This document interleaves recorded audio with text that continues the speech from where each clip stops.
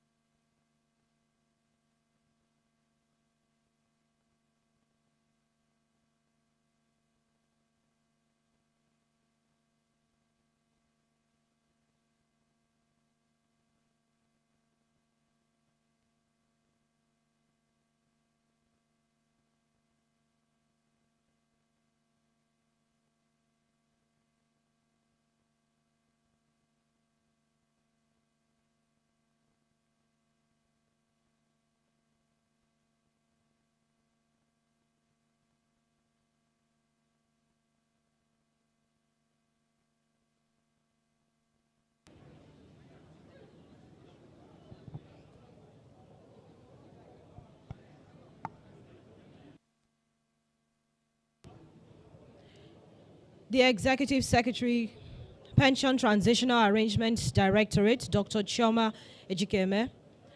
You're welcome, ma.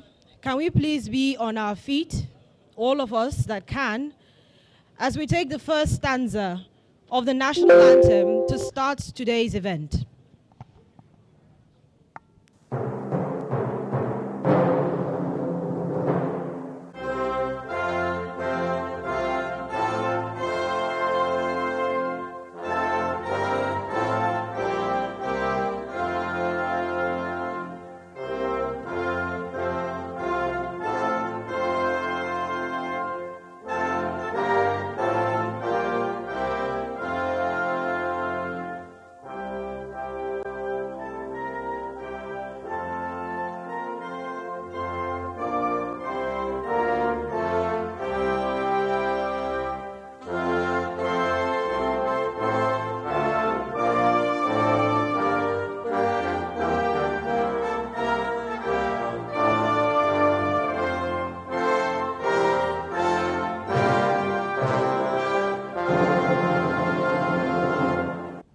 Please be seated. The Executive Secretary, Pension Transitional Arrangement Directorate, and Chief Host of today's event, Dr. Chioma Ejikeme. You're welcome, ma. We specially recognize representatives from the Ministry of Budget, Finance and National Planning, the Public Complaints Commission, Servicom National, Ptad Director, Senior Management Team, and Ptad staff, representative from the Office of the Accountant General of the Federation, distinguished pension union executives and pension desk officers from across the Southeast. Please note that this is a hybrid event, and so we specially recognize stakeholders and pensioners who have virtually joined the live streaming of the two-day Southeast Stakeholders Forum holding here in AWKA, the Anambra State capital. Good morning and a warm welcome. Please, as we start today's program, I will crave your indulgence to please put your phones on silent or vibration mode. This is to ensure that we can enjoy today's program without any forms of distraction. Without further ado, please, with a rousing warm of applause, let's welcome our daughter, your daughter, our Executive Secretary, Pension Transitional Arrangement Directorate, Dr. Chioma Ejikeme, to give us a formal welcome address. Yes, ma'am.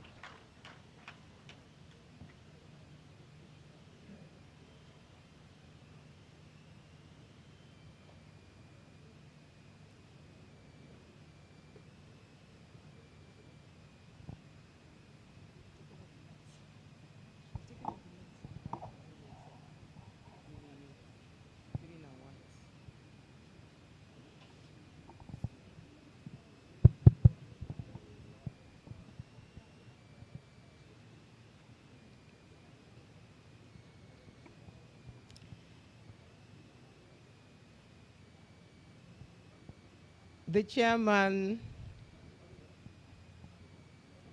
Nigerian Union of Pensioners, National Chairman, Chief Abumisi, I'm recognizing you. You're very welcome. Our stakeholders from Servicom, Federal Ministry of Finance, and any other stakeholders here present, management staff of Ptad here present, gentlemen of the press, and our very, very dear pensioners. Abia, Mamano, Mamano, Anambra Ndewo, Enugu Deme, Ebonyi no, Imo, unabia rola. Aha.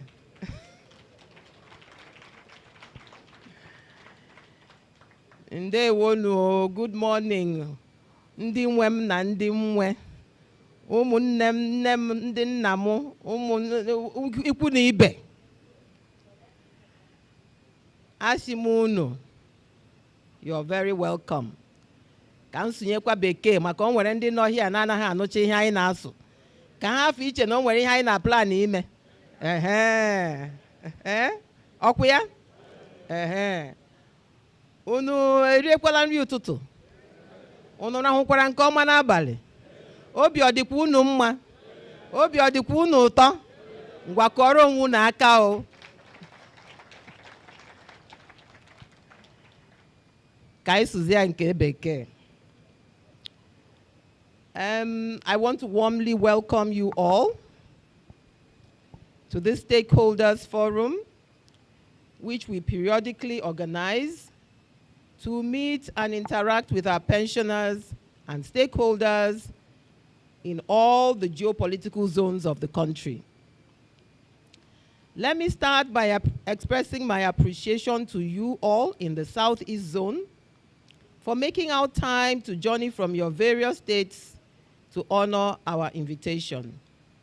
We are truly grateful. It is my sincere belief that our interaction here will be of immense benefit to us all. At the Pension Transitional Arrangement Directorate, we are aware of the importance of carrying our pensioners and stakeholders along in what we do. And this is why we organize this kind of forum to interact with you, keep you updated on our activities, as well as our future plans. And most importantly, to get your feedback. Ptad's determination to change the narrative as far as pension administration under the defined benefit scheme in Nigeria is concerned is irrevocable. It is pertinent to note that Ptad has intentionally and consistently been working on achieving positive and sustainable change in the defined benefit scheme pension management for the almost 10 years of its operation. It is worthy to mention that Ptad will be 10 by August of 2023. You may recall that the defined benefit scheme in the past was fraught with allegations of fraud, corruption, and inefficiencies prior to the establishment of the directorate. However, the processes and controls that have been put in place since the establishment of Ptad have contributed immensely to the change being witnessed today in the management of the defined benefit pension scheme. The hard work of Ptad over the years is now paying off.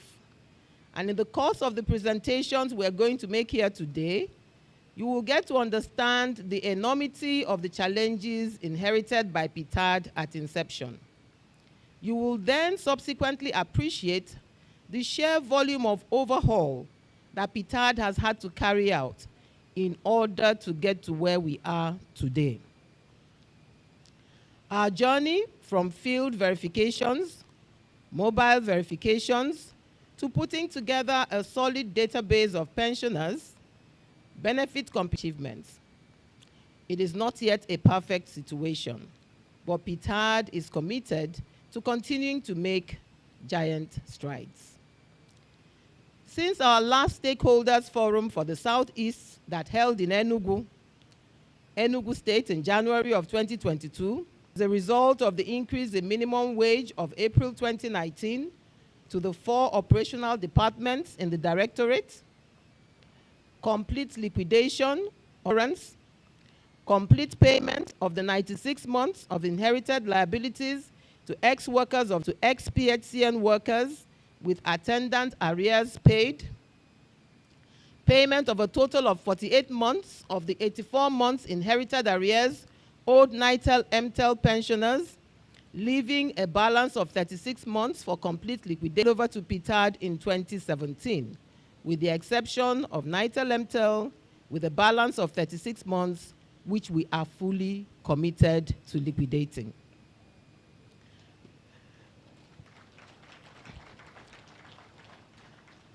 Recently, we also commissioned a mechanized filing system put in place to safely store pensioners' physical verification and departmental files. Apart from securing and archiving these documents, this device will make it faster and easier to recall pensioners' files, to reconcile and resolve any complaint.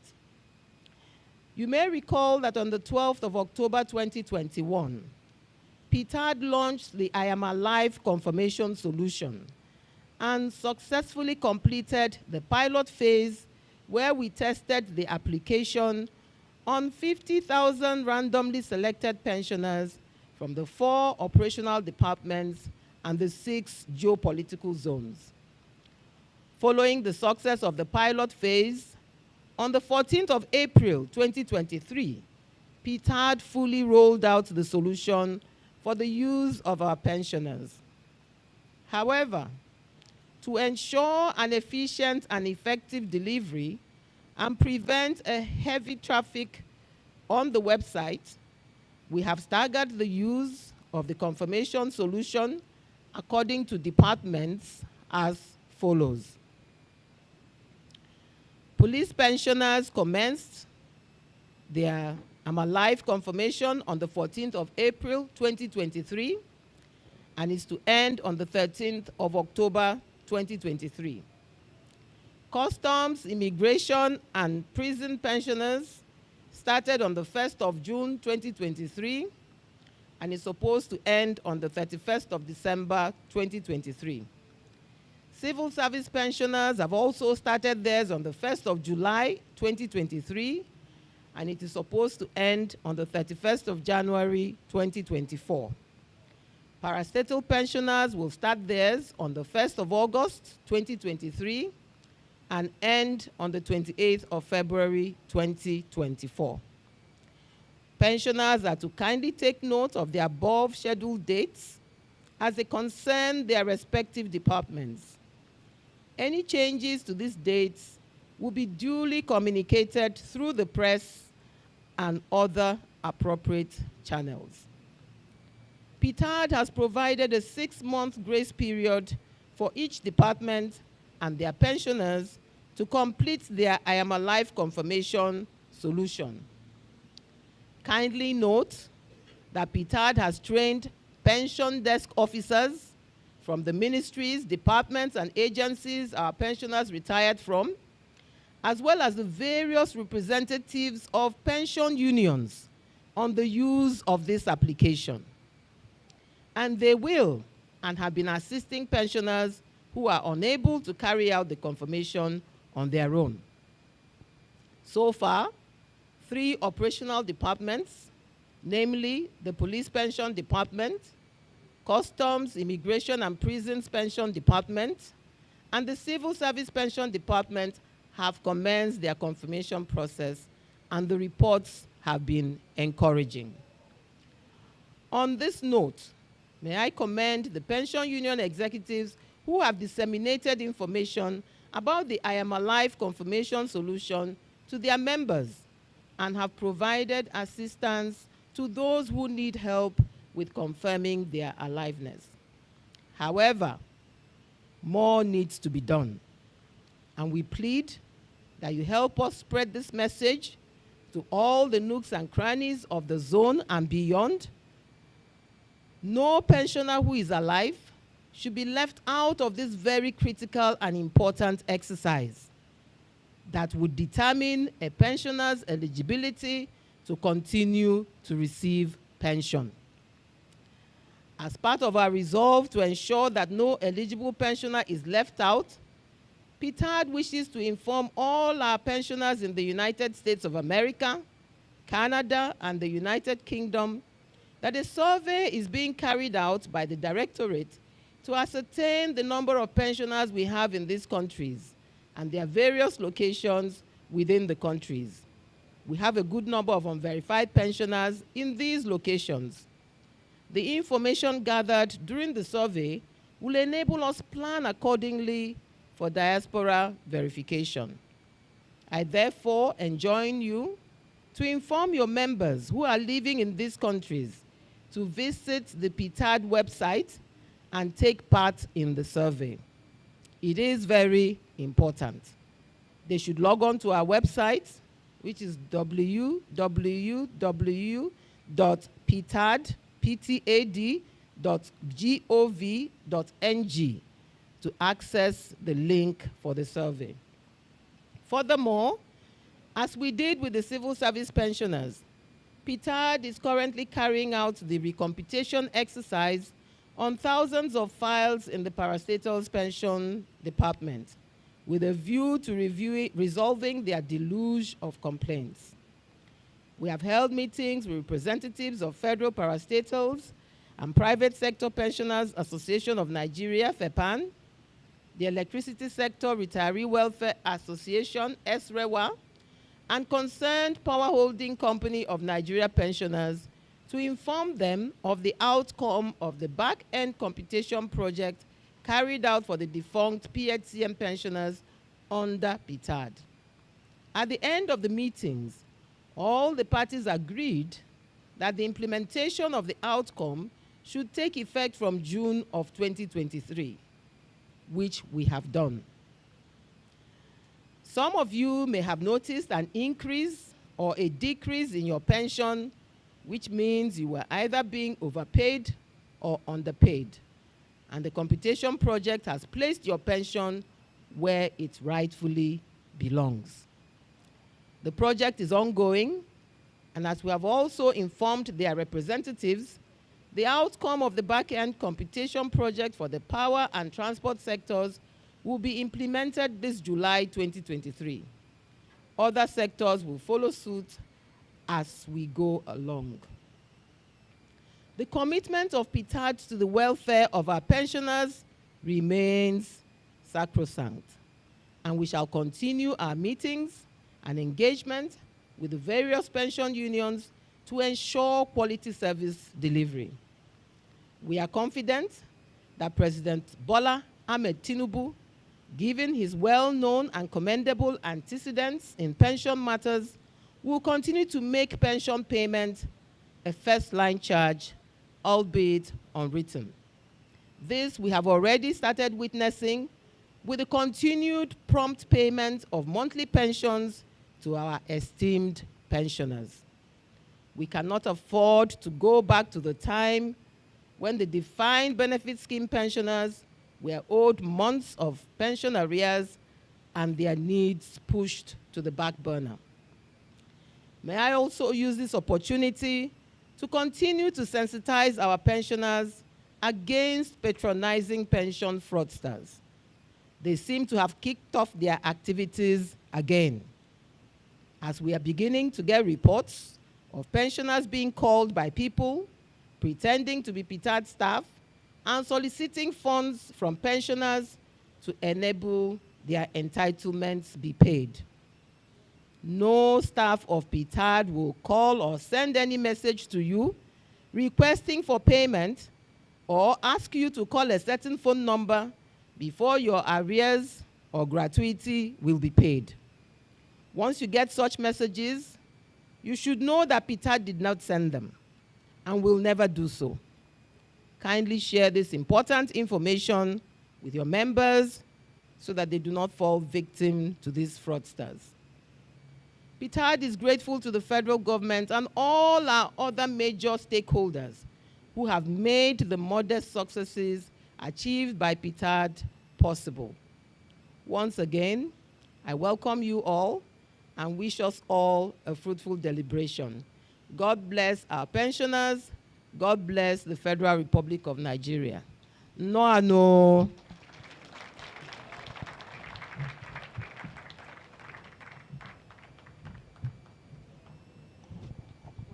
Please, let's give her another rousing round of applause as she makes her way to her seat. Executive Secretary, Pension Transitional Arrangement Directorate, Dr. Chioma Ejikeme, thank you very much for the welcome address and setting the tone for what we expect to see for the next 2 days of this event. I would also at this point like to inform our distinguished pensioners here seated that As part of this event, we have a desk set up at the back of the hall for complaints resolution. So for pensioners who have complaints here, including not being able to successfully conduct your I am alive confirmation, you can please make your way to the back of the hall. My colleagues have a desk set up to attend to your needs. Please, I'd like to crave your indulgence that we do this in an orderly fashion so that we do not distract others who will be sitting in the auditorium for the rest of today's event. Now, how much has Ptad changed the narrative of pension management under the defined benefit scheme? The Executive Secretary mentioned it during her opening remarks, but there's a presentation that is more focused on giving you a past, present, and future of what the pension management has been like under the defined benefit scheme. Please let's welcome another daughter of yours, the Director, Pensioner Support Services Department, Mrs. Nneka Obiamalu, as she makes her way to the platform for her presentation.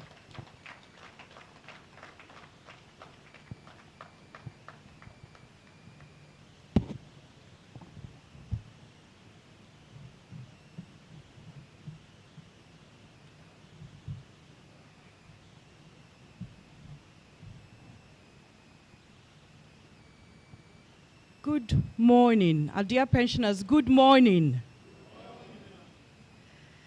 The Executive Secretary, please permit me to stand on the established protocol. Today, I want to speak to you about what Ptad has been doing for the last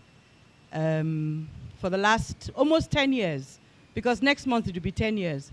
I want to speak to you about what Ptad has been doing over the last 10 years. And the reason why we're making this presentation is because we want to do away with the stories of the past about pension management. You know how in the past, every time they talk about pension, they will talk about how pensioners are suffering, how pensioners have not received their pension, how it is so difficult to find how to resolve problems, how next of kin of deceased pensioners are not getting benefits. You know all those stories of the past? They are no more. And today I want to make, first of all, I make that statement very boldly. They are no more. Those stories of the past are stories of the past, and we want them to remain in the past. We want to talk now about the present and about the future. But we think it's very important that you understand what we have done, the challenges that we faced when we first started in 2013, how much effort, how much work has been done, what exactly has been done, and then what we have planned for the future.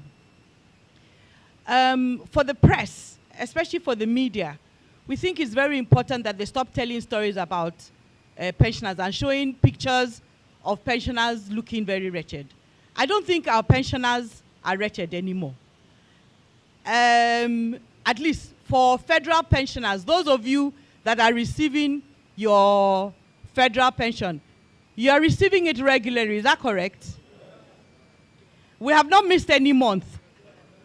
At least since 2013, we have not missed any month. We have not solved every complaint, but most of the complaints we have resolved.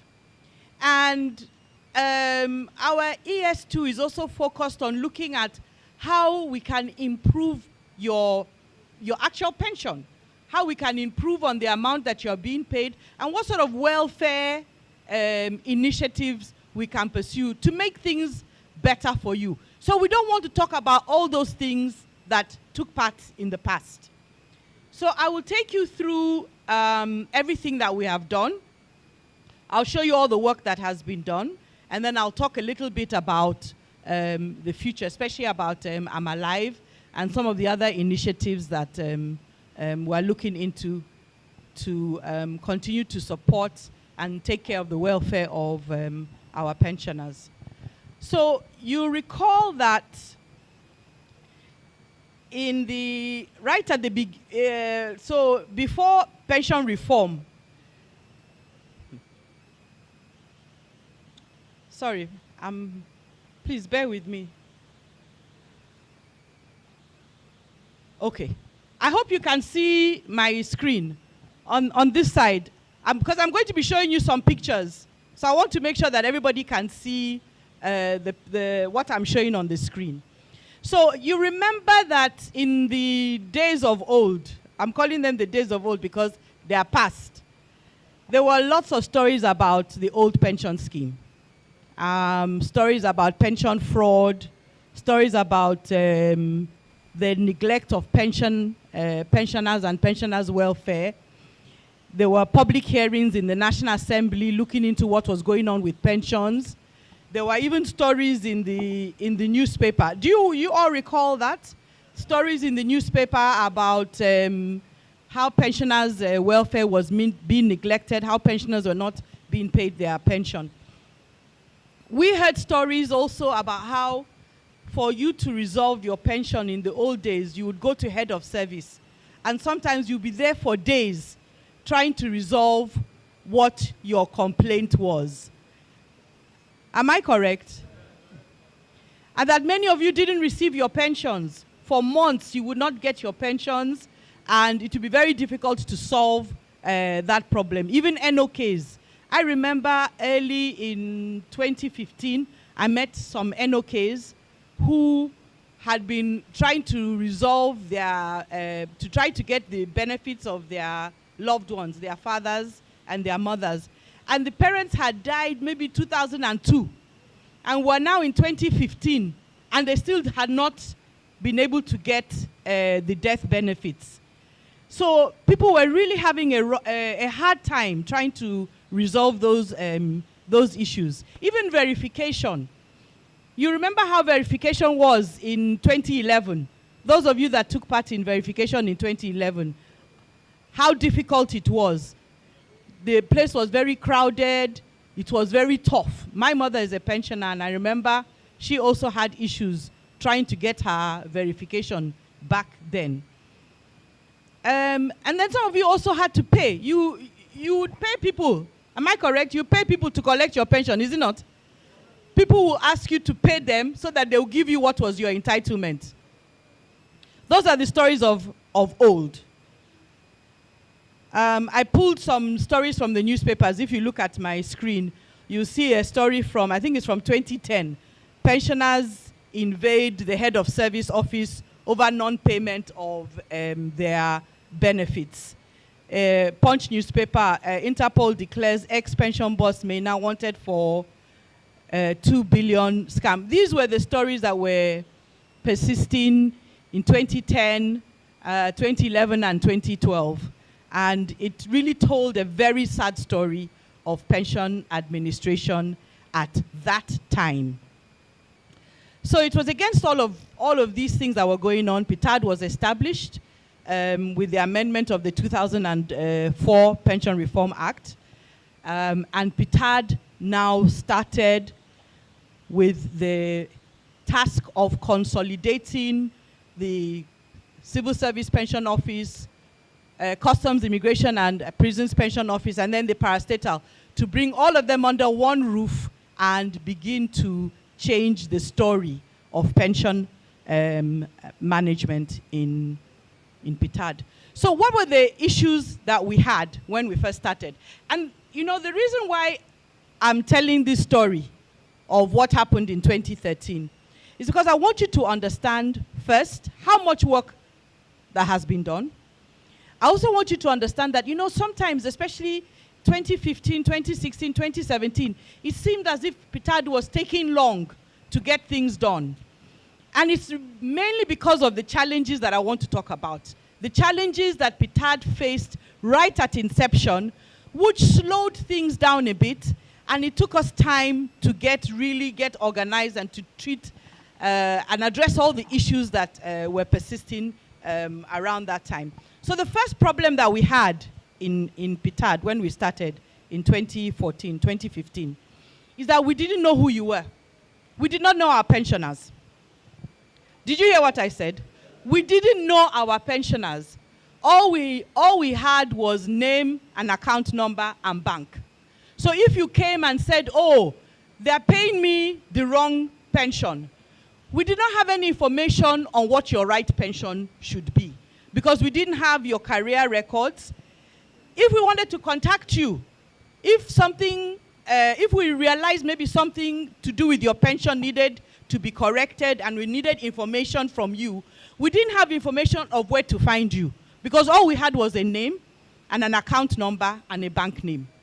So that was the biggest problem we had. No employment records, no contact details, and not sufficient information to resolve complaints because pensioners were coming. A lot of them had complaints, and it was a challenge just trying to figure out how to solve those complaints. The payrolls that we inherited also had issues. There were duplicate names, duplicate account numbers. In 2015, we had gone to a head of service to bring the complaints. And I remember when they took all the complaints and they registered them, there were over 50,000 complaints. People complaining of non-payment or short payment or omission or death benefits not paid. So, you know, the paper, when I remember in our office, the paper was like this high. Just complaints from pensioners who had come to head of service complaining about their pensions. And many of those complaints were from qualified pensioners who were not even on the payroll. They had not been paid. So that was what we were facing. And we now needed to find a way to now address all of those issues and all of those complaints right at inception. Because there were so many complaints, we also had a lot of liabilities. There was a lot of funds that were due to pensioners.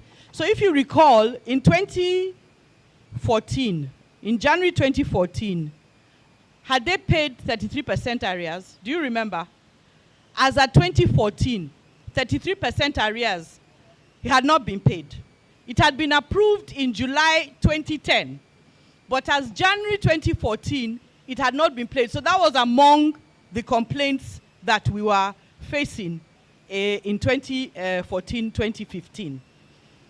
Pension, the way pension was being calculated was manual. It was a very manual process.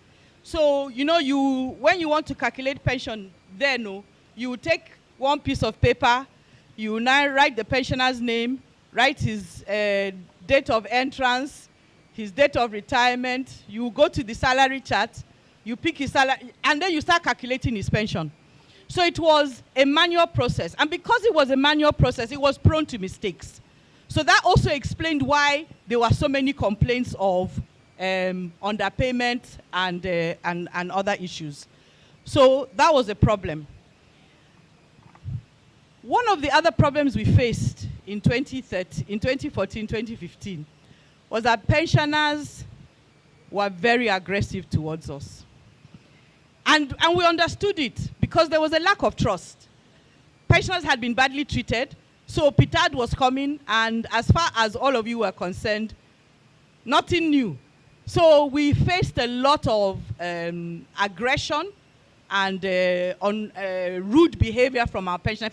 Some of our pensioners were assaulted. My director here, sitting here, was assaulted by a pensioner. And we understood it because we knew that there was, there was a lack of trust and pensioners had not been treated very well. But that was one of the issues that we had to face in 2014, 2015 when we first got started. But we went ahead, began the consolidation. Police pensioners had 18,370 pensioners on the payroll that when they handed over that payroll to us. Customs and Immigration had 12,203 pensioners. Civil service pensions, it was an estimate because this wasn't the exact number on the payroll, but that was the estimate that was given to us, that there were about 129,999 pensioners that were qualified for pension under civil service pension. And then the Treasury-funded parastatals had 108,325 in 276 different agencies. So that was a complex number of agencies and pensioners that needed to be consolidated. We need to put them all on the payroll, and then we now needed to address their complaints and then also calculate what was due to pensioners, the liabilities, so that we could get funding approval so that we could pay off the liabilities. And the liabilities were quite huge. If you look at what I have on the screen, this is just an estimate of the liabilities as at then. And it included the 33% that I was talking about. Then many of your state pensioners, I know we must have some state pensioners here. There were many state pensioners who had not been paid their federal share as at 2008, 2009, 2010. So we had a large number of state pensioners that had pension arrears due to them. 33% was also due. Steel rolling mills, they had gotten approval to be put on the payroll in 2011. And as at January 2014, they were still not on the payroll. So it was Ptad, I think, that put them on the payroll around June or July of 2014. That was the first time they were now coming to the payroll after approval. Customs and Immigration and Prisons Department were also owing 33%. They had a lot of death benefits that were due to their pensioners, and also pension and gratuity to pardoned officers. In police pension, we had arrears that were due to pensioners, including those of war-affected police officers. And then parastatals also had the same 33%. And so I've listed all of them out. This was just an estimate of about 213 billion that was due to pensioners based on the complaints that we were seeing and the payments that had not been made to pensioners. So it was huge. And that's what we were facing right at the beginning. So what have we done? I've given you an idea of all the issues that were facing us at inception. And now I want to just talk a little bit about what we did, or rather what we did and where we are now.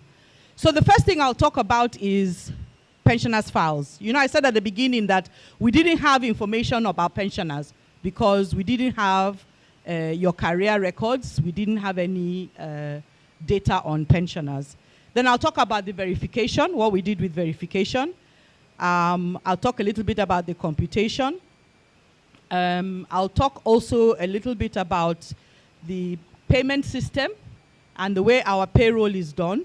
And this is very important because many pensioners don't understand how payment is made. And we think it's important that you understand it because then you will know how to come with your complaints and how your complaints are addressed. And then I'll also talk a little bit about complaints management in Ptad right now. Because in those days, in the old days, there wasn't a complaint management system at the head of service. And that's why many of the issues that were being faced were faced at that time. So I'll talk about what Ptad has done to address that particular issue. So let's start with the files. The picture I'm showing you now are the files for civil service pensioners at the head of service. These are their departmental files that we went to go and pick from the head of service in 2015. When we went to pick these files, we had to go with gloves and masks because the files were in a very bad situation. This one I'm showing you, we have put them in the bag. Oh. This is after we had put them inside the bags and we were now getting ready to move them to Ptad so that we could begin to archive them for future reference.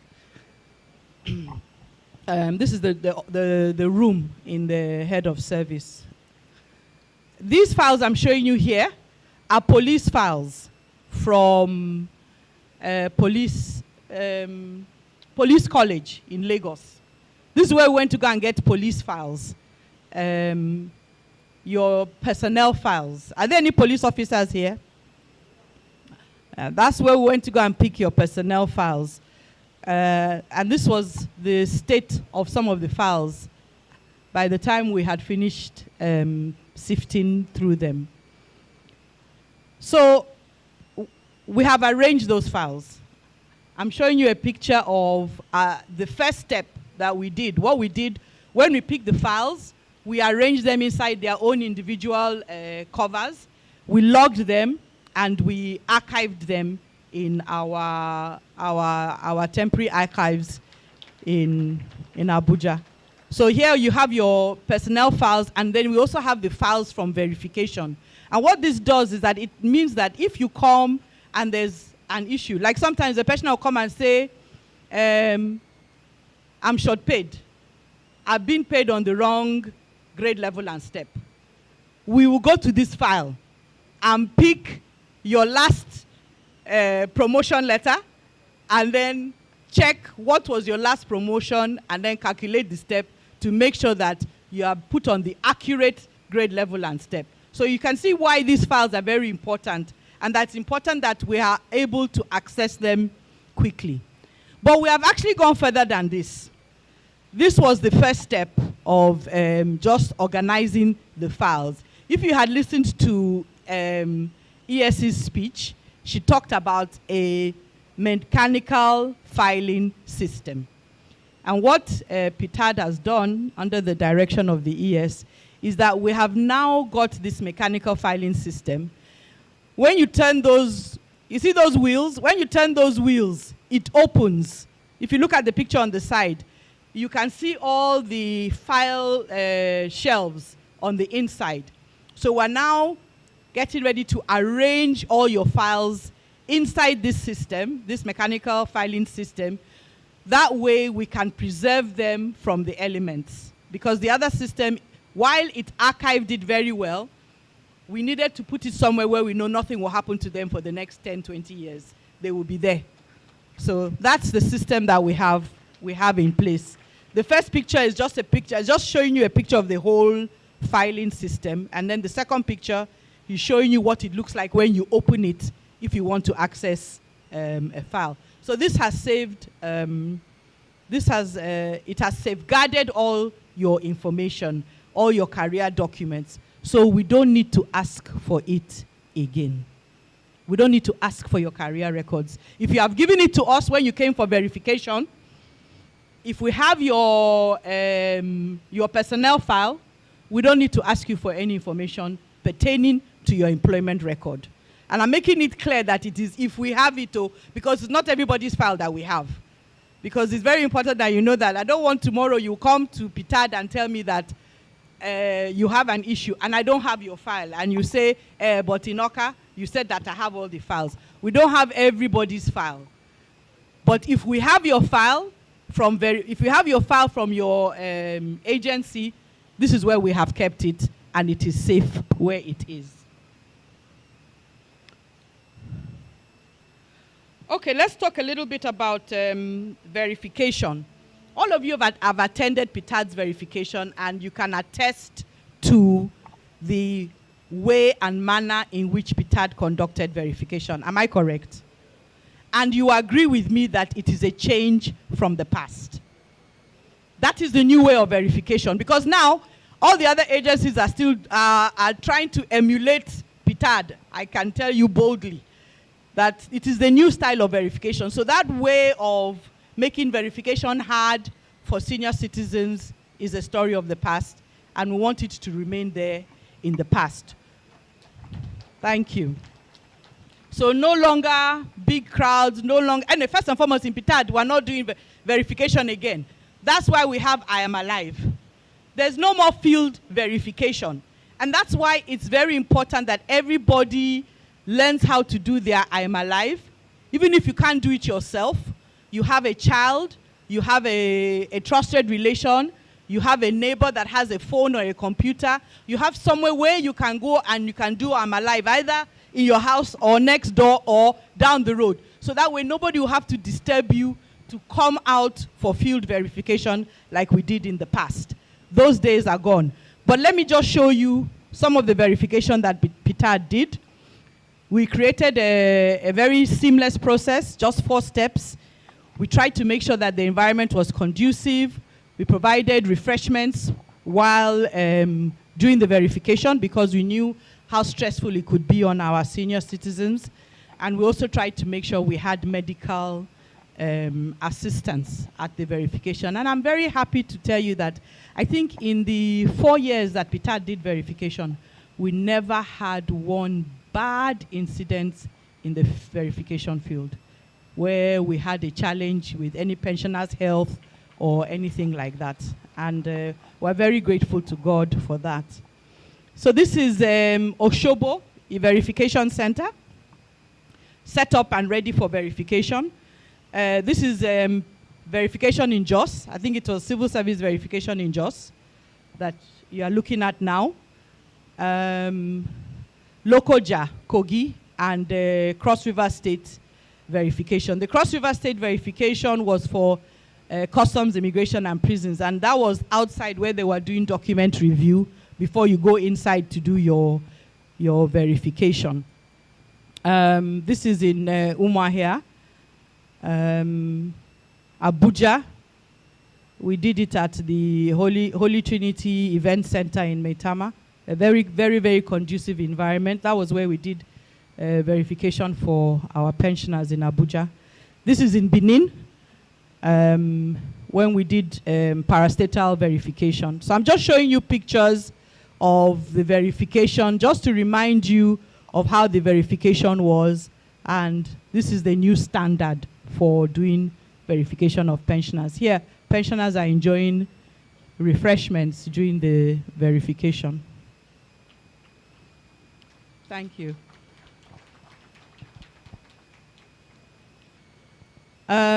Wheelchair assistance in Port Harcourt. This was a pensioner that needed assistance, an ambulance in Mina.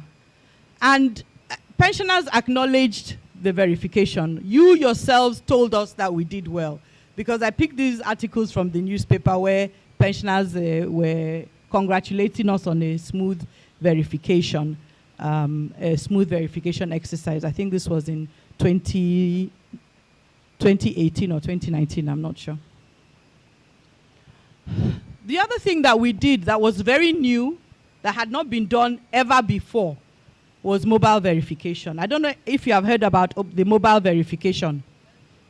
So our management, our senior management recognized that not everybody could come for the field verification. Either the pensioner was too old to be brought to the field, or the pensioner was in ill health, not in good health, or the pensioner was physically challenged and so would not be able to come for field verification. So we created this mobile verification where we send a team of Ptad staff either to the pensioner's house or in some cases to the hospital where the pensioner is to go and do his verification.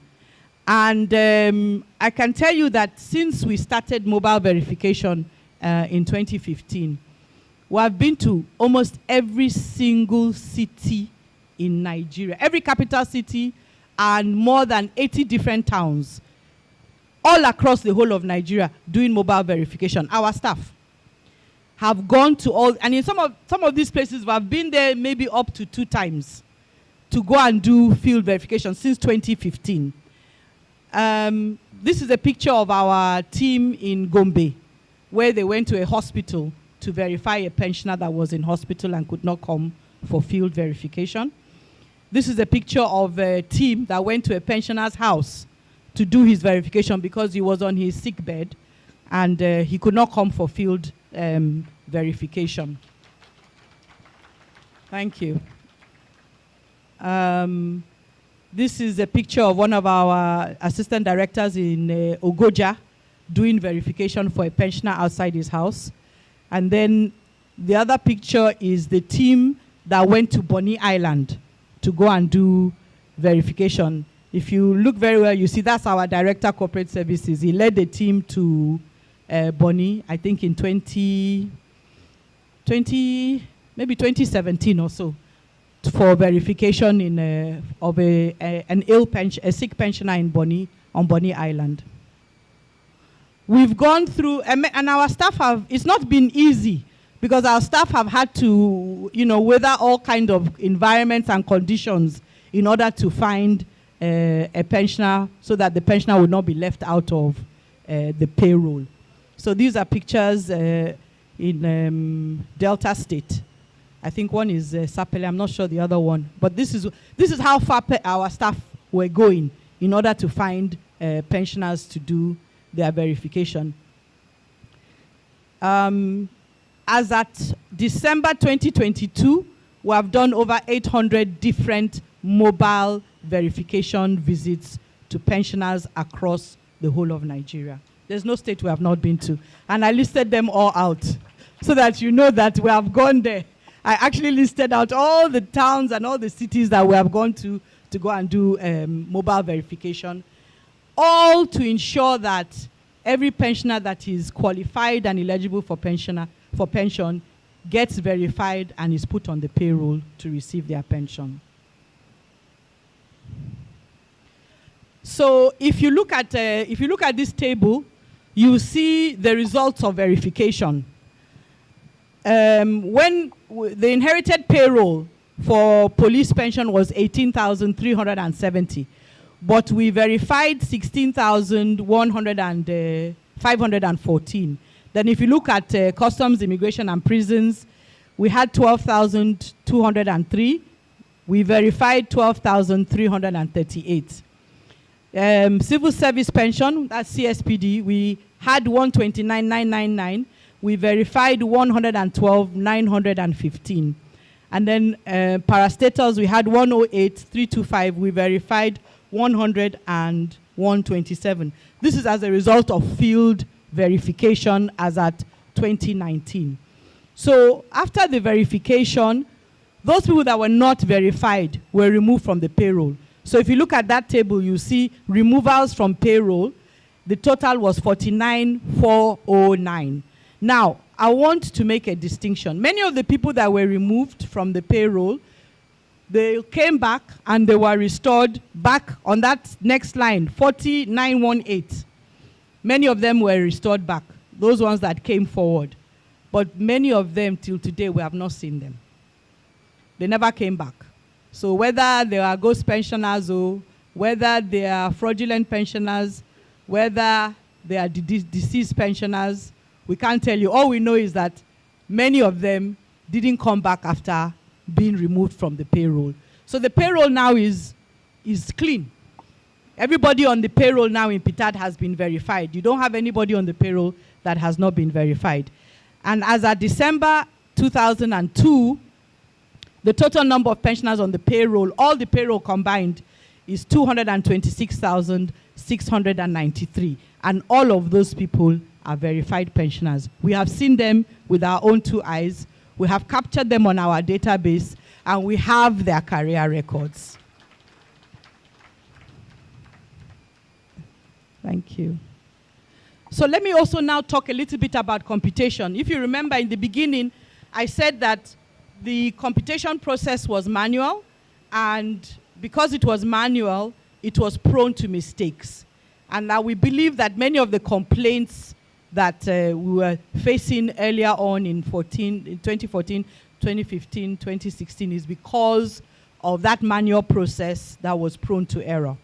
So what we have done now is that we have automated the computation of pensions. It's now done automatically. There's no manual computation. So once you are verified, all your details are on the database. The computation, the benefit computation application, it pulls the salient information, your date, first date appointment, your date of retirement, your last appointment, your last promotion, grade level and step, and then your salary as at your retirement date, and it automatically calculates your monthly pension. No manual, no human intervention. Nobody can manipulate it. Once your information in the database is accurate, automatically your monthly pension is calculated. So we have moved away from the manual calculation of monthly pension. So even when you come and you say, oh, I'm short paid, once we check the system, what we are checking is the date of first appointment right? Is the date of retirement right? Is the grade level and step right? Is the salary right? The terminal salary, pensionable emolument, is it right? If all those parameters are right, automatically it has calculated your correct monthly pension. So no more manual calculations. You people should appreciate us better than this now. This is not easy now.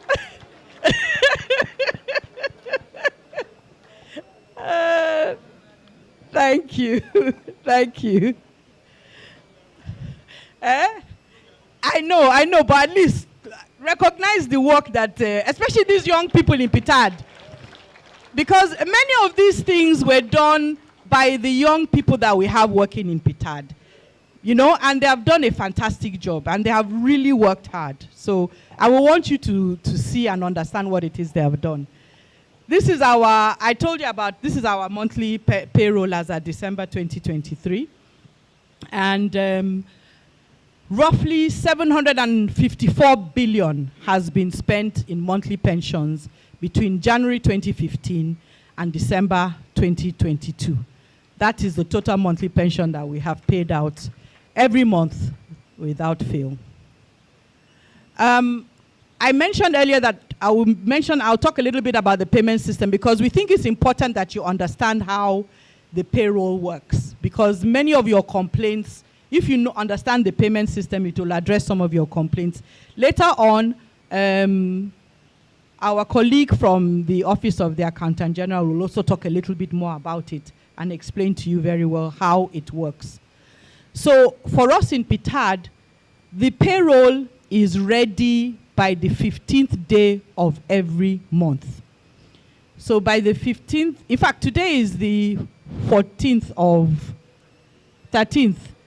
Payroll has already been prepared. I'm sure ES may have even already signed that payroll, because normally by the 15th day of the month, payroll has been completed. It is on ES's table. And that's the, so that, I'm talking about July payroll. It's already signed, it's ready. So if you come to me as Director PSSD and you have a complaint, I can't do anything for July payroll. The only thing we can try to do is get it ready for August payroll, because July payroll, by the middle of the month, is done. It has been signed off and is ready to go. So by the 15th day of the month, ES has signed that payroll. It's on her desk. She has signed that payroll and it's ready to go. The payroll is, once it's signed off by the Executive Secretary, it's uploaded to the payment platform. That's the Government Integrated Financial Management System, which is where your payment is made. So they upload the payroll and then they wait for the cash backing for the money to be paid. So Ptad does not pay that money themselves directly. What we do is we prepare the payroll. The payroll is then put on OAGF payment platform. And when there's funding available, CBN will now pay it directly into your accounts. Ptad does not keep money. We don't have any bank account for pension. We do not even see, the only thing we see is the money on the system. That's the only place we see the money. We see the money on the system and know, okay, the money is available, pay. But we can't touch it. So all those days of, because sometimes, I'm saying this thing because sometimes when you go to Twitter, you hear pensioners saying that Ptad did not pay pension arrears because we are holding the money, we want to chop the interest. It's not possible. It's not possible. Pension money is just in figures that we see when we know it's available for the month, and then we pay it, and the CBN pays it directly into your account. Do you understand what I'm saying? So Ptad doesn't have an account. We don't hold pension money. And all we do is we prepare the payroll. We make sure that the payroll is correct, that all of you, like I said, are verified pensioners. You are entitled to pension, that your pension is correct, and we upload it. And then OAGF and CBN, they make sure that that payment is made and it goes into your account. So please note that, and please share this information with your colleagues so that they know how the system works and know that we are not holding anybody's money. We cannot chop anybody's money. And we cannot make interest on anybody's money anymore. And we cannot even interfere with the payment that goes into your account. Okay, I want to show you a little bit. This is 2022 figures. As of December 2022, we had reinstated this number of pensioners back to payroll. This is evidence that Ptad is working. This is evidence that Ptad has seen those people that were not on payroll and has resolved their issues and put them back on payroll and paid them their arrears. So, Customs, Immigration and Prison, 935, Civil Service Pension, 25,998, Police Pension, 2,525, Parastatal Pension, 11. Since then, all these departments have been working. They have been reinstating others back to payroll.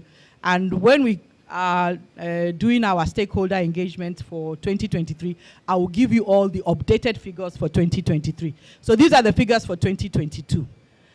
This is the arrears that have been paid to many of those pensioners. Customs and Immigration, 2.5 billion.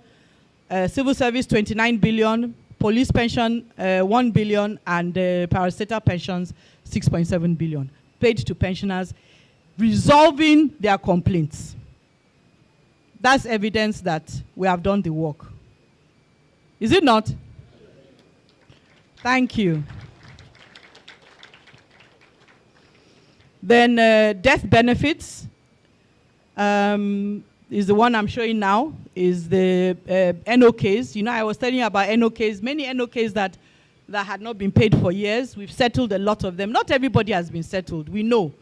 There are still many pensioners whose issues have not been fully settled. Many of them have issues with their documentation. But once we've resolved those documentation issues, they will all be settled. But this is as at December 2022, 298 million paid out in death benefits to Customs, Immigration and Prison pensioners, 773 million to civil service pensioners, 1 billion to police pensioners, and about a little over 5 billion to parastatal pensioners. So that's the evidence of the work that's been done, the issues, the complaints that have been resolved, and the pension arrears and death benefits paid to pensioners. Let me talk a little bit about complaints resolution before I go. You know, I said at the beginning that in the old days, the Office of the Head of Service didn't really have the resources to have a comprehensive complaint management system. And maybe that's why there were issues then when it came to resolving complaints from pensioners. But Ptad has tried to address that by creating a complaints management system that is customer or pensioner focused. So as at today, if you have a complaint, you can come to any of our offices, whether it's at Abuja or the 11 state offices. I will even talk about those state offices very soon. So you can come to any of our offices, we have contact centers in all our offices across across the nation. Do you know the state office here in AWKA? You have been there. We have a state office at the state secretariat, the Jerome Udoji State Secretariat. We have our state office there, and we have our staff there the door is always open for you to go there and resolve your complaints. We also have one in Enugu at the Federal Secretariat. Also is always open. You can always go in there. So for the southeast, there are 2 state offices. So you don't need to come to Abuja. You can first go to either Enugu office or the Anambra office. And what I always tell pensioners, if you get to the state office and they're not answering, please tell them to call me. My name is Nneka Obiamalu. Call me in Abuja and tell me what your complaint is. You do not need to come physically to Abuja for your complaint to be resolved. And we want to know that our state officers are answering you. So you can insist that you want to speak to the director. If you are not, I will give you my number, 09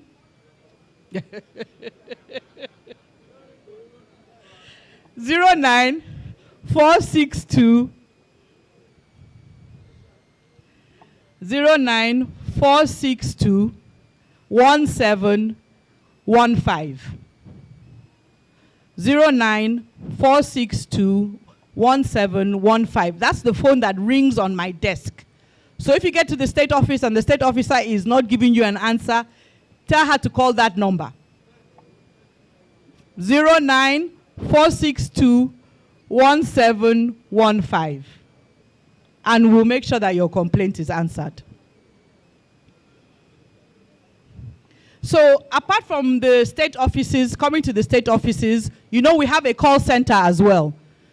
The call center also has 10 lines. You can call the call center. It also has a toll-free line. You can also write to the executive secretary. She reads every letter.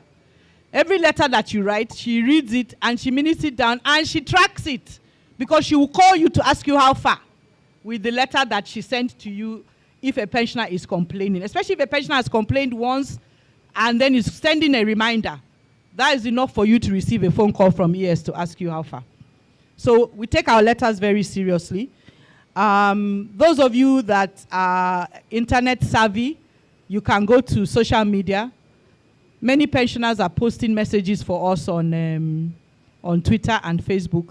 When we see your message, we try to contact you, or we send you a message and tell you how to send the information we need to resolve your complaint.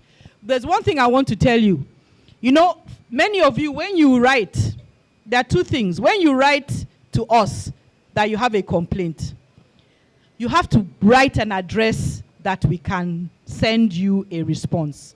If you write to us and you just write the name of your village, we cannot deliver that letter to you. So you have to give an address that NIPOST knows, and they can deliver the response to you. Or you put your phone number. Then that way, when we see your letter, we can call you and discuss with you on your complaints. Many times, we get letters, we cannot respond to the pensioner because the address is not comprehensive enough for us to deliver it, and there's no contact phone number, so we can't call. So that's problem number one. Problem number two, many times when pensioners write, they'll just write their name. If you just write that you are short paid, or I didn't receive my April pension, like we are having that complaint, I did not receive my April pension, and then you just sign your name, it's difficult for us to identify who you are. So if you are writing to Ptad and you have a complaint, please either mention your pensioner number, or you mention your bank and your account number. Okay? So that way we can go to the database and we can pick your information. We need either your account number or your pensioner number. Your pensioner number is the same pensioner number you are using for I'm Alive. Is that pensioner number on your verification acknowledgement slip? That slip they gave you when you came for verification. You either quote that pensioner number or you quote your account number and your bank name. That way, we know who you are, we can identify who you are, and we can track whatever issue it is that you have and resolve it and then contact you to let you know. So please keep that in mind going forward. And please also share this information with your colleagues. This is a picture of our contact center in Abuja. Those of you that have been to Abuja, I'm sure you are familiar with it. And this is the call center. So the call center only has 4 agents. And because it only has 4 agents, many times pensioners complain that we're not answering the phone. It's not that we're ignoring the phone. It's there are 10 lines. And if a call agent is busy, he cannot answer another call. So many times when you're calling and nobody is answering the phone, is because all the call agents are busy and they cannot answer you. But I've given you my number now, so you can call me. If I don't answer the phone, it's not I'm ignoring you. Maybe I'm not in the office, but I answer every phone call that comes to that phone, because I know pensioners sometimes need to talk to somebody.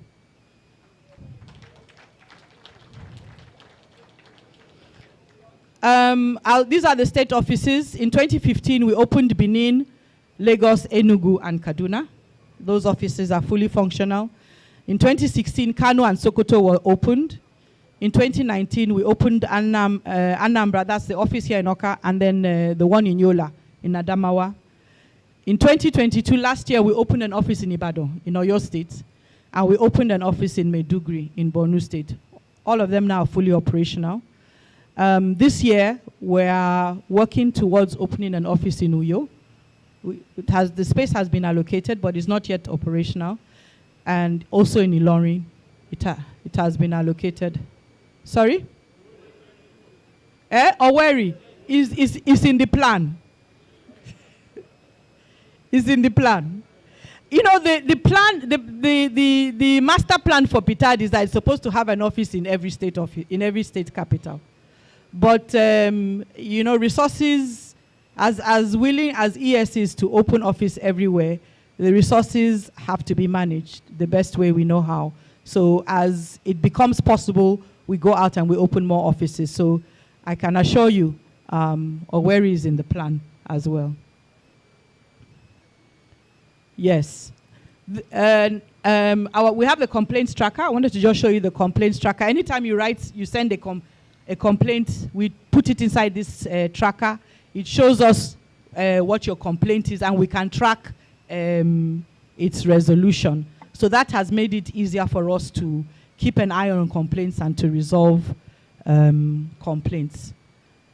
I showed this chart because I wanted you to see that we have really resolved complaints in Ptad between 2016 and now. You can see that the chart is coming down. The curve is coming down because the complaints have reduced over time. By the time I chart 2023, you see this thing will even come down even more. This is just as at 2022. Next year, later on in the year, when we are doing 2023 engagement, I will show you the data. So I think I have proven to you that DBS management has changed.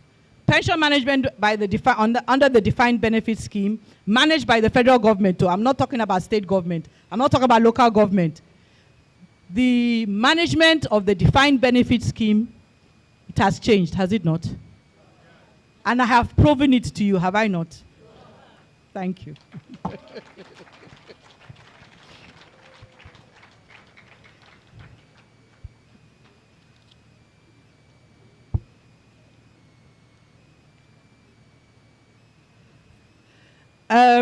So we want to, you know, while we acknowledge the success of pension reform as relates to Ptad, we know that this success is not just Ptad standing alone.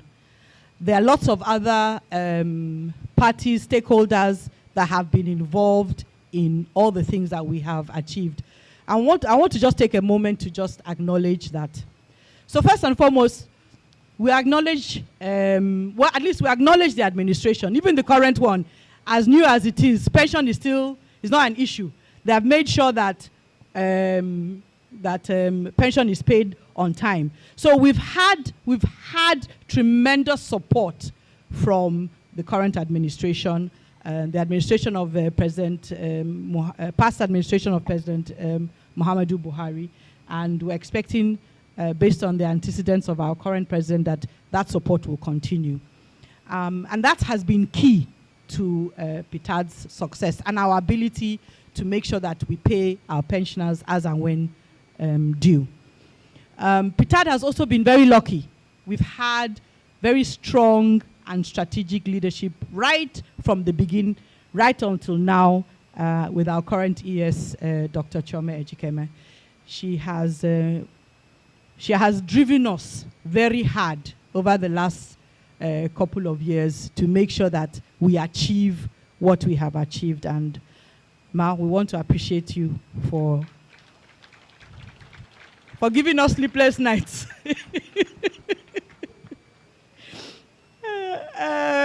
But no, in reality, the leadership of Ptad has been phenomenal. When you think about it, staff are trained, all the resources that are available have been well utilized to make sure that our mandate as administrators of the DBS scheme is well achieved. And I think we have shown that we have done well so far.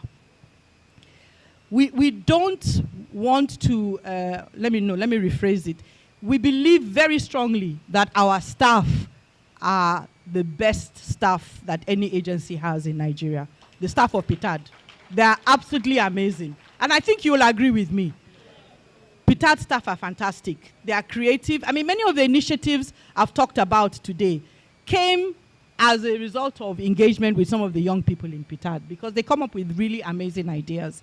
So they are creative, they show initiative, they are very passionate, they are very committed, and they are very empathetic towards our senior citizens. So we want to acknowledge the contributions of Ptad staff.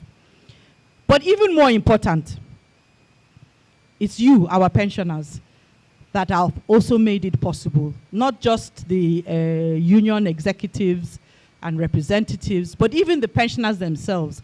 I know how many times pensioners will just send a word of encouragement, a prayer. The way pensioners pray for us, we believe that it is those prayers that has kept us safe over the last 15 years. Because me personally, I've traveled over the whole of Nigeria, all of us in Ptad. We've never had an incident. And we believe the reason for that is your prayers. So we appreciate your prayers. We appreciate your support. We appreciate your collaboration. Many of you also call and give us ideas and say, oh, this thing, why don't you think about it like this? We appreciate that. Every time we call you, you come. We appreciate you. And we thank you so much for your encouragement. We thank you so much for your support. And we recognize that the success that we are boasting of could not have been possible without all of you. So thank you very much. So what is the future? The future is I am alive. That's number one. So ES talked about it. I am alive was launched in April this year. Even though we had done a test last year, it was officially launched in April this year, April 14th. And as at yesterday, over 50,000 people have completed their I am alive. Over 50,000 have completed their I am alive. You have not yet launched parastatalo. So it's been going very well. We know that there are a few challenges, but we're up to the task. We're up to the task to support you, to make sure that you can complete it. And we know that this is just the initial teething problems. By the time we do this I'm alive and we do it successfully, the subsequent ones will not be an issue. So we will ask you to bear with us as we continue to address the little issues that you have in trying to complete your I'm alive. And we try to make sure that we put in place things that will support you to make sure that you're able to do it going forward. So that is the future. I am alive confirmation. Our executive secretary is also very keen on looking at initiatives that will improve the welfare of our pensioners. And the first on her list is access to health insurance for all pensioners. This is the time that you need it the most. So it's a big project in Ptad that ES is steering to make sure that we can provide access to health insurance. But you can only do that to a pensioner that is alive. So you have to complete your I am alive before you can get health insurance. So we urge you all, if you are police, customs, immigration, prisons, or civil service, please try and get your I am alive done so that we can now start talking about your health insurance. Like I mentioned earlier, increased coverage and opening more states offices is part of Ptad's mandate. So that continues to be something that we are going to be working on. And even also, so two other things that ES is working on right now that are very critical to us and very critical to the welfare of pensioners. The first one is harmonization of pensions. And we're working on that one as well to make sure that those pensioners who retired on the same grade level and step are earning similar pension. So that's something that we're actively working on. And then in 2024, you will be due for another 5-year increment. So that is also part of the things that we are working on in the immediate future. And that's what we're going to be focusing on. We're going to be focusing on health initiatives because we believe we've done the hard work of putting in place everything to make sure that you are paid your pension as and when due. Thank you so much for your attention.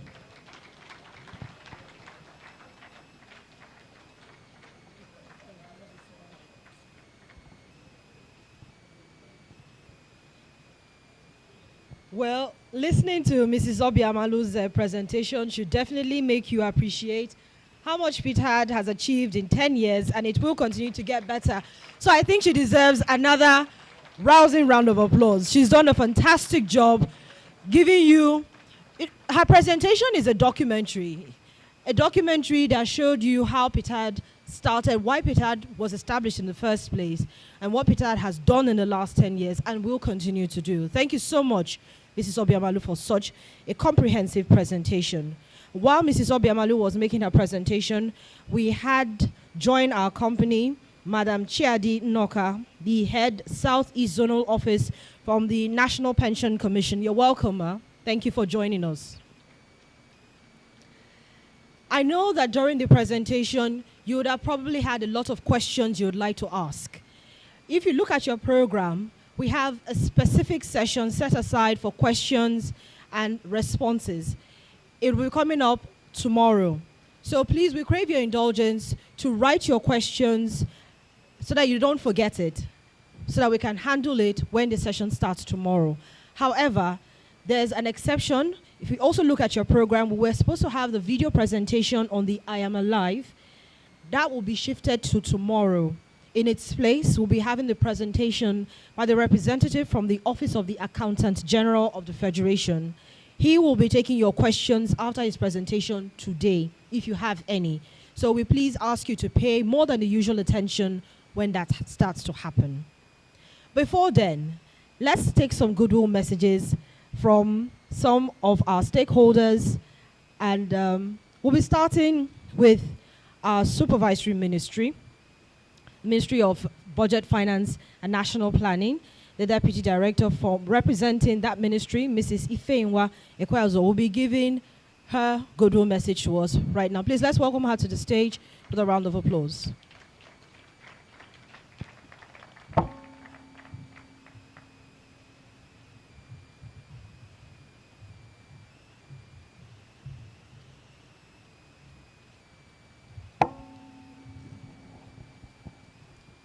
Distinguished guests, esteemed Executive Secretary, the remarkable and dedicated staff, members of the Ptad, the pensioners of Ptad, all stakeholders, all protocols observed. I stand before you today as a representative of the Ministry of Finance, Budget and National Planning to address a matter of utmost importance: the credibility of our existing pensioners database. We have gathered here for the Stakeholders Engagement Forum to discuss a theme that resonates not only within our borders, but also aligns with the international standards, to update and continuously enhance the credibility of the existing database through I Am Alive confirmation.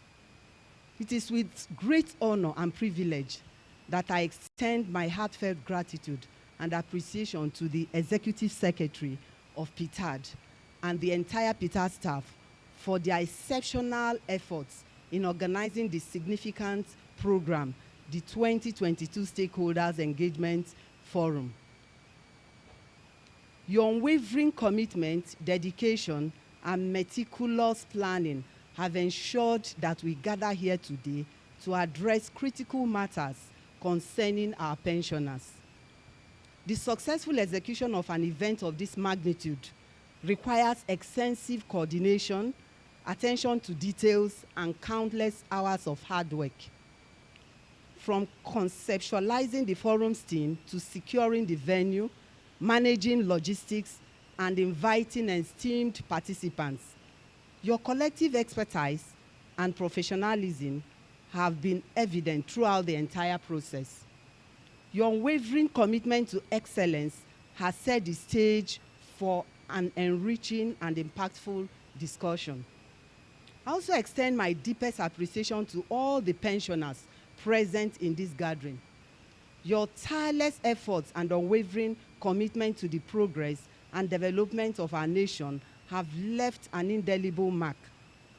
As a government, we recognize and value the sacrifices you have made throughout your careers. And it is our duty to ensure that you receive the benefits you rightly deserve in a manner that upholds the principles of transparency and accountability.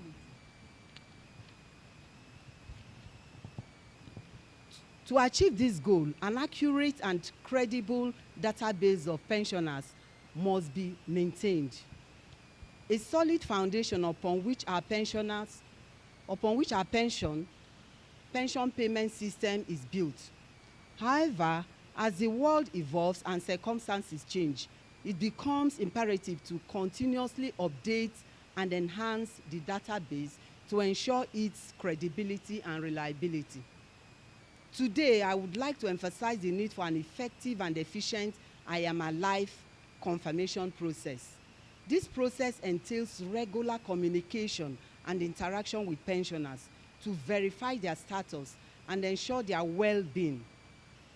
By actively engaging with you, we strive to confirm your existence and maintain accurate records, thereby eliminating any potential or discrepancies that may hinder the smooth processing of your pension payments. We understand that some of you may perceive this confirmation process as an additional administrative burden.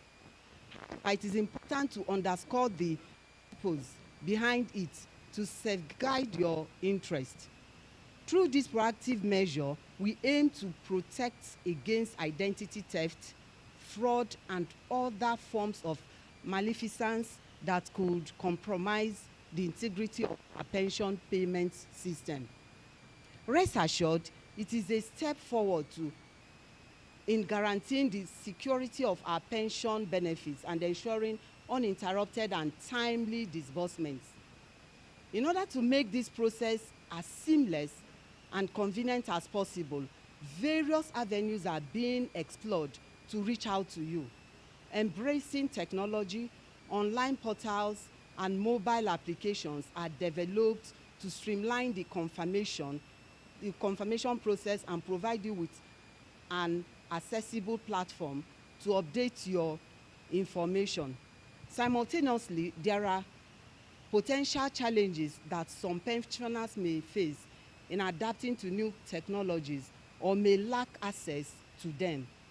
Ptad is committed to addressing these concerns by ensuring that alternative methods are available, ensuring that no pensioner is left behind. Your participation and feedback in this endeavor will be invaluable in shaping a system that works inclusively for all. Moreover, Ptad is conscious of the obligation to align with international standards and best practices in managing pension systems. The I Am Alive confirmation process not only serves as a means to enhance the credibility of our existing database, but also positions us in line with international benchmarks. Mike, this will strengthen our ability to collaborate and exchange knowledge with global counterparts, ensuring that our pension system remains resilient and capable of meeting the needs of the future. In conclusion, the task of updating and continuously enhancing the credibility of our existing pensioners database is a shared responsibility. The Ministry of Finance, the Ptad, and other stakeholders, and each and every pensioner must join hands to make this initiative a resounding success. By actively participating in the I Am Alive confirmation process, we can ensure that our pension payment system remains robust, secure, and transparent, fulfilling your contributions to our nation have not gone unnoticed, and we stand firmly behind our pledge to support you. Let us forge ahead, united, with the shared objective of maintaining the integrity of our pension system and securing a brighter future for all pensioners. Together, we can set an example for others to follow. Thank you very much, Mrs. Ekweozo, for the goodwill message. Please let's give her another round of applause. Thank you. We want to very specially recognize the National NUP President, Comrade Godwin Abumisi. You're most welcome, sir. And apologies for not recognizing you earlier. Please let's give him a very rousing welcome, please. You're most welcome, sir. Thank you for gracing our events today.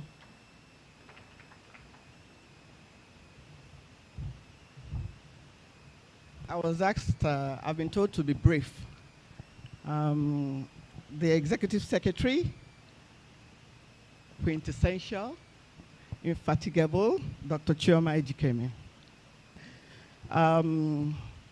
We're happy to be here. My name is, she has already said it, my name is Chiadi Noka. I represent the National Pension Commission, and I'm the head Southeast Zonal Office. So I'm sure people will be asking why PENCOM is here. National Pension Commission, what do you have to do with Ptad? But pension is the regulator for pension industry in Nigeria. And Ptad supervises activities for the defined benefit scheme. So interestingly, we regulate and supervise activities of Ptad. That is why I'm standing here today, to also explain to you, gives us returns in the office statutorily. They are supposed to render returns, tell us how many people they have paid. They tell us those they need to pay. They give us reports on annual basis. Do Ptad do that? Who is answering? Are you Ptad? Well, Ptad does that effectively, yes. And Ptad also responds to some of our inquiries. Some people come to our office to bring complaints.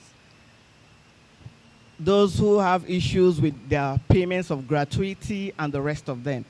Some of them, even myself in AWKA here, some people come to our office in AWKA to request for information. What do? We direct them to Ptad. What happens? Ptad responds appropriately. I don't think there is much to speak about the event here, which is the live program, which everybody knows why. I know it has been spoken over and over again why this event is happening here. It shows the interest defined benefit scheme gets paid as at when due.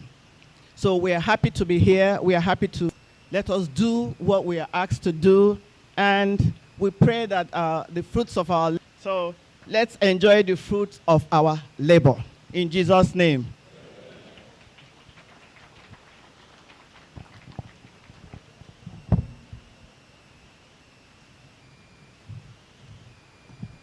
Thank you very much, Madam Chiadi. Please let's give another round of applause. Let's take another goodwill message now from another stakeholder from the Public Complaints Commission, Assistant Director Investigation, Mrs. Sarah Adeniro.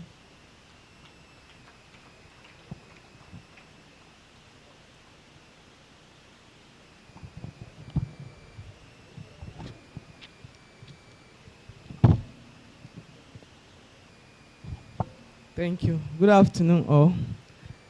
The Executive Secretary, Ptad, the Chairman, National Chairman of pensioners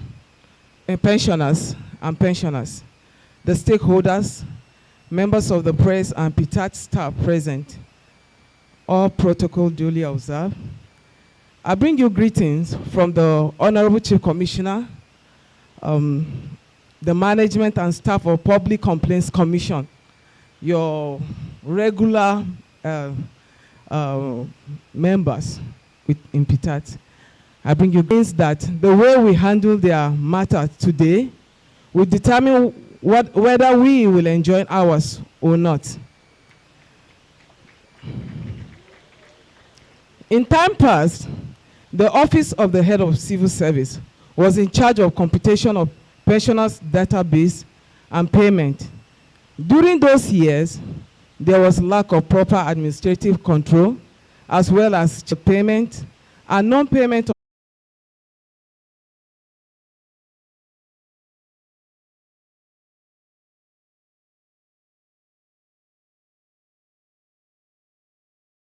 all the anti-graft agency and other stakeholders in road benefit due to pensioners and next of kin are settled.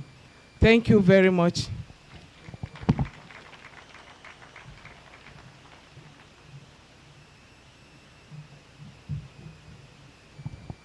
Thank you very much, Mrs. Adeniro, representative from the Public Complaints Commission. Let's take one more goodwill message from another representative of the Servicom National. He's a team leader, B, Mr. Ben Onche Olofu. A very brief one, sir, before we take the pensioners' good message.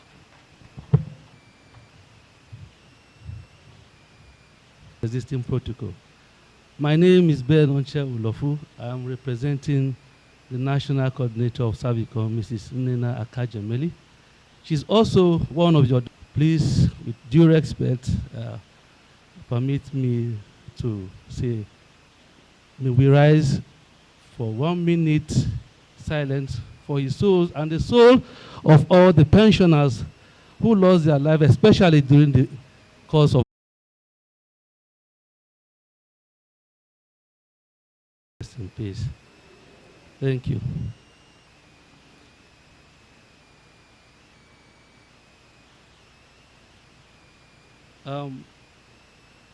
I want to start my goodwill message by asking the pensioners here a question. Are you alive? Are you alive? If you are alive, say, thank God I'm alive. Say it again, please. In the past, a lot of our pensioners died in the course of verification. I want to sincerely thank the Executive Secretary for this opportunity and this initiative, for this I Am Alive initiative. I am also, I lost my uncle during the verification in 2007. He retired, he worked, he served diligently for 35 years, retired and came back home, was residing in Otukbo. And then he was going for verification in Makurdi, the headquarters of Benue State, with his last born. They had an accident in Tarapu, and he lost his life and his son alongside. Then you can imagine what our pensioners used to go through those days. If you go to Zone 4 in Abuja, some of them sleep on the street, some beg to eat for what actually belonged to them after putting in 35 years of service, diligently serving their nation. We want to thank Ptad for coming to their aid. I can see most of them, all of them are looking very happy. From the presentation from Madam Unika just now, it was making it looking very interesting that some of us may not even want to wait for 35 years before we retire because of the special treatment people are getting from Ptad now. Ma, may God continue to bless you and strengthen you so that you continue to do this good work. I would have said I will give a round of applause, but round of applause have become a normal thing here. So we are not going to give a round of applause this time around again. We are going to go the comrade way. We are going to give her bosa. How many bosa are we going to give her? The pensioners. How many bosa? 3 bosa. How many bosa? 7. 3. Okay. The 3 has it. Let's go for the 3 bosas. One at the federal, one at the state, and one at the local government. So let's go after the count of 3. 1, 2, 3. Bosa, bosa, bosa. Madam, thank you very much. And I want all of you, the pensioners, look at her sitting down here. Point your hands where she's sitting and bless her. Madam, may God bless you. May you continue to experience peace and the love of God in your life, more promotions and elevations in your life. You will continue to live peacefully and reap the fruit of your labor. You are not going to only enjoy it in heaven, but on earth here. Thank you, ma'am. I don't want to bore you too much with goodwill messages because they said I have little time. I want to indulge and also crave your indulgence, all the pensioners here. Please take note of everything that they are discussing here today, all the presentations and the discussions, so that you follow it. And those who are not able to make it today because of one reason or the other, when you go home, let them know. Ask them that if they are alive, they can actually do this from the comfort of their home. They don't need to travel long distance again to their state headquarters or the Federal Capital Territory, Abuja, for any form of verification again. So please, I beg you all, as Servicom, we are for effective service delivery. And then we pray that as you live here, you will not live here the way you came, in Jesus' name. Finally, Madam, I thank you so much for this opportunity. And my national coordinator said I should thank you especially for what you have been doing, for being passionate about the welfare of our retirees. And God will continue to bless you now and forever. Thank you. Thank you.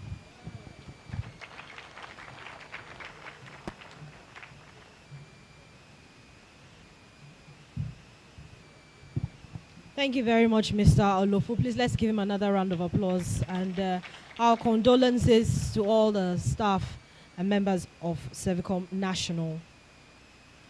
So while Mr. Olofu was speaking, we were getting bosas and getting commendations from the pensioners. It's time to get their own goodwill messages. And who better to start than the National NUP President, Comrade Godwin Abumusi. Please come upstairs, sir, and give your goodwill message. Thank you, sir.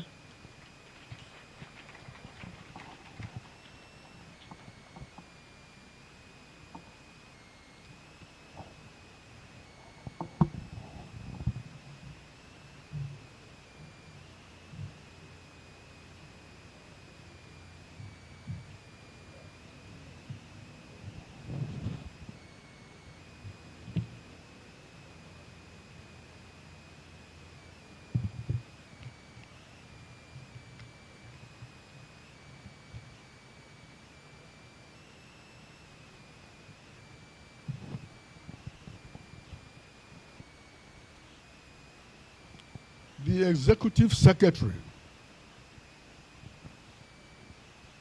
Dr. Chioma Ejikeme,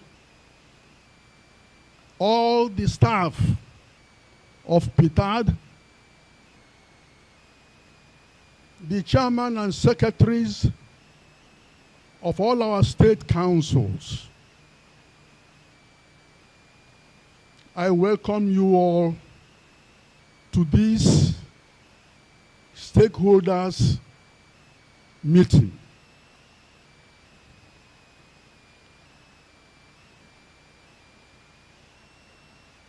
Before I came here, I got a text message from the Executive Secretary.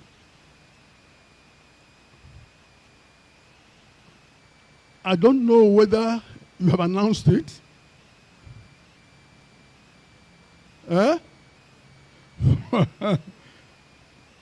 Telling me that her mother was dead. And I have been sitting here and no mention was made of it from the members of Ptad. And I want all of us to stand up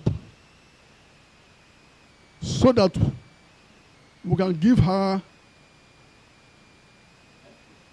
1 minute.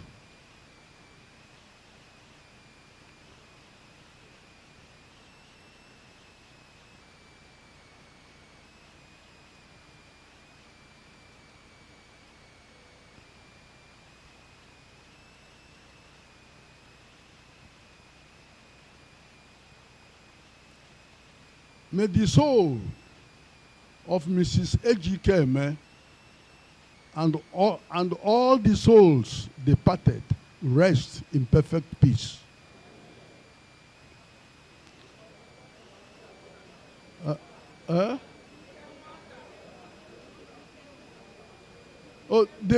Sorry, my dear.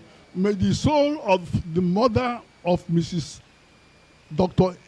Chioma Ejikeme and all the souls departed rest in perfect peace.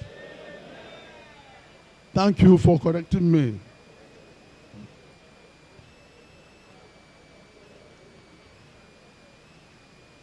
The former president of the United States of America, President Trump, he was quoted as saying that many of the leaders in Africa have no energy.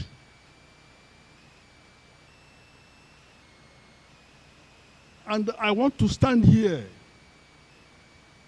to say that the secretary of Ptad and her team have a lot of energy.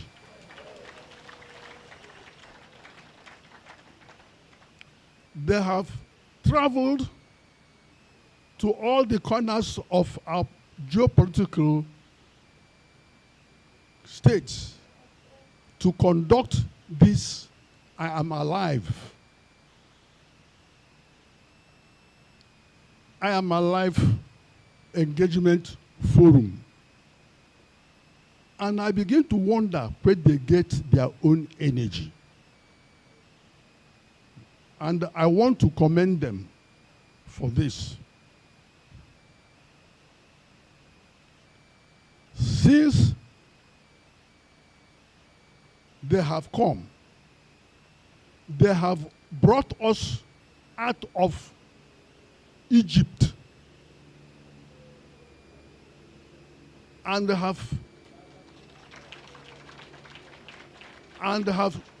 we are now in a place where we can see the promised land. I don't know whether we are there yet or we are hoping to be there. But from all their efforts, it appears to me that we are going to be there.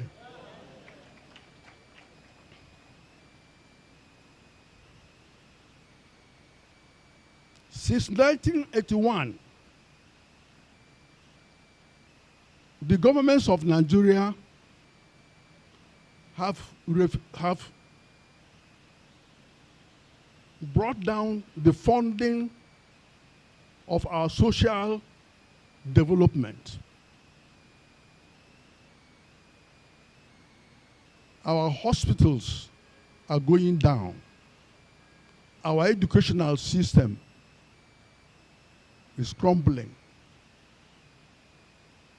And that is why we have a lot of poor people today in Nigeria, because even the parastatals of government have been sold off. And pensioners in Nigeria are part of the urban poor.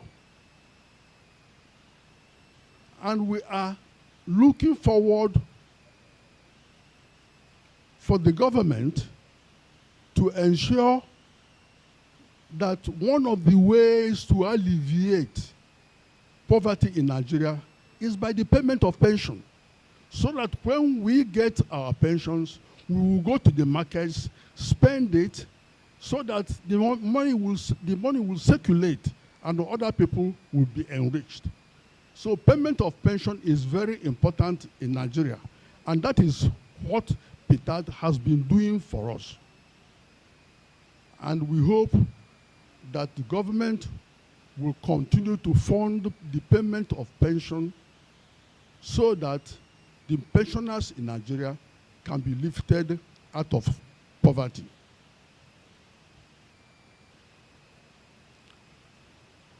I want to tell you that I am now frightened.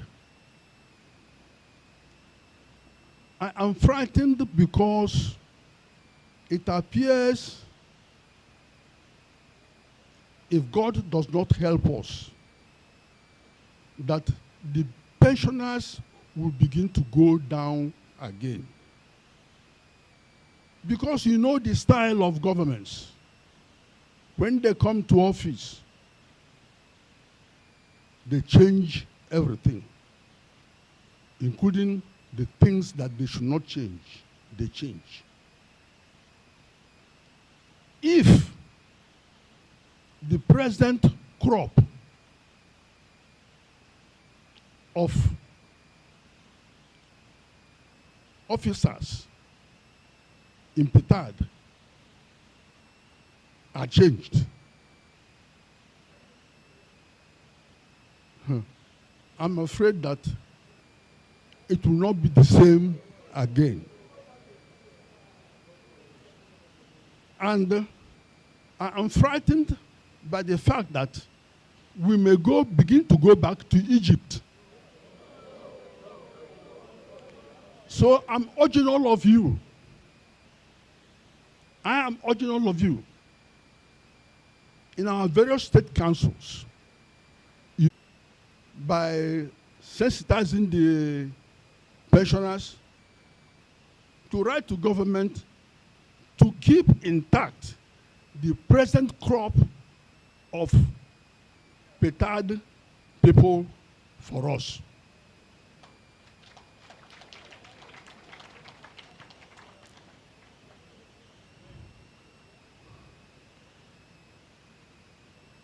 On our own side,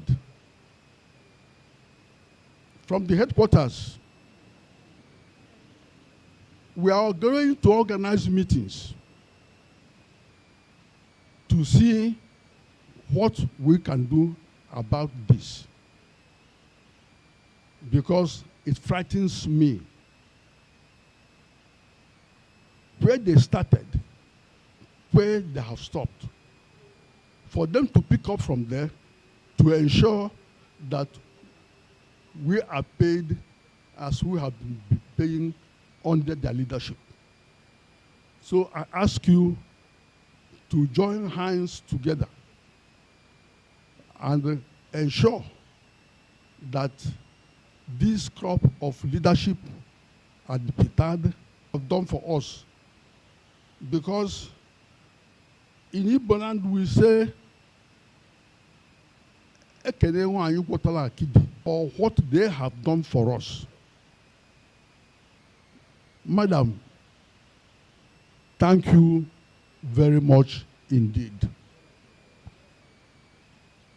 I want God to bless them for us. Thank you very much.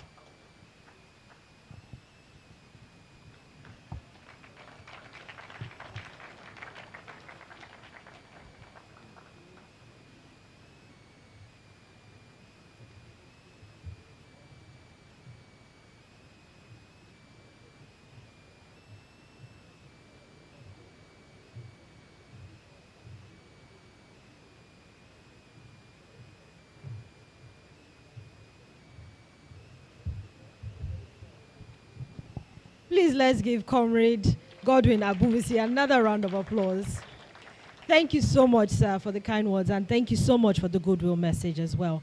Ptad staff, I'm sure you take that greeting and you take the commendation with all your hearts. Please, Ptad staff, let's give him a round of applause, please. Thank you, sir. We also have another goodwill message from the NUP Anambra State Chairman, Comrade Dr. A.C. Ugozo, JP.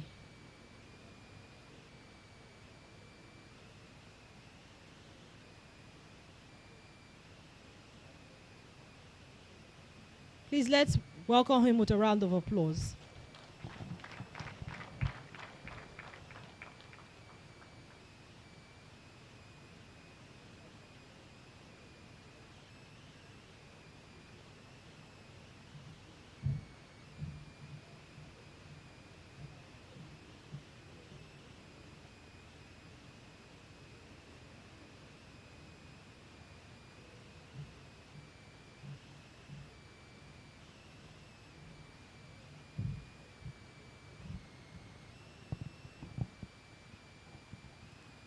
He comrades, he pensioners, he comrades, he comrades, he comrades. Ezumike na adimma ma alụsị ọlụ. Ezumike na adimma ma alụsị ọlụ.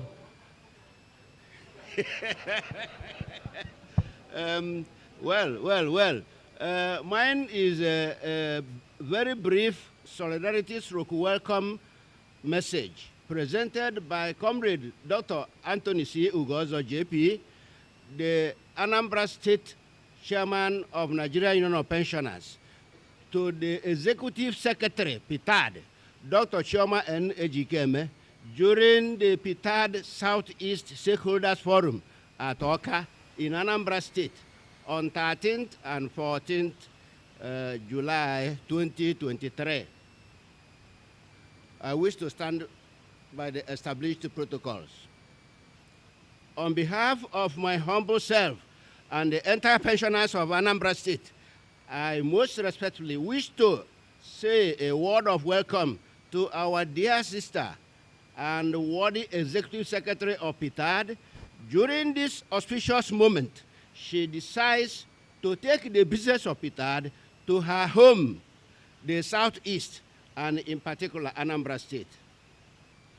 In a special way, I wish to appreciate the Anambra State erudite and quintessential head of service, Barrister Mrs. Theodora Ekwi Igwebwe, and other government functionaries who assist Mr. Governor Shalinwa Mbafo in offering solution to the problems of Anambra State. It is impossible for me to fail to recognize the presence of the great institution of Nigeria Union of Pensioners, personified in the worthy colossus of our time, who is not only the encyclopedia of pensioners, but also the doyen of exemplary leadership and custodian of conspicuous decorum, Comrade Chief Godwin Ikechukwu Abumisi, the National President of Nigeria Union of Pensioners. Sir, as long as your names remain Godwin Ikechukwu Abumisi, God will continue to be with you in Jesus' name.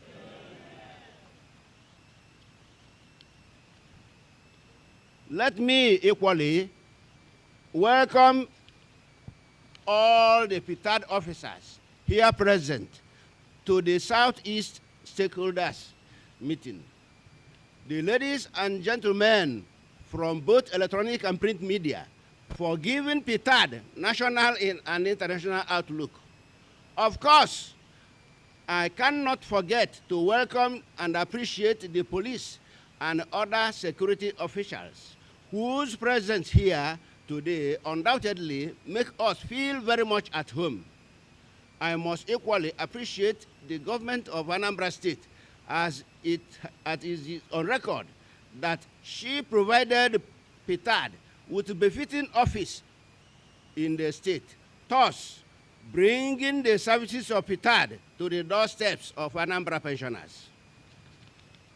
This very important Ptad Southeast Stakeholders Forum was originally intended to hold on 1st to 2nd June 2023, but was postponed till today due to intervening variables or unforeseen circumstances.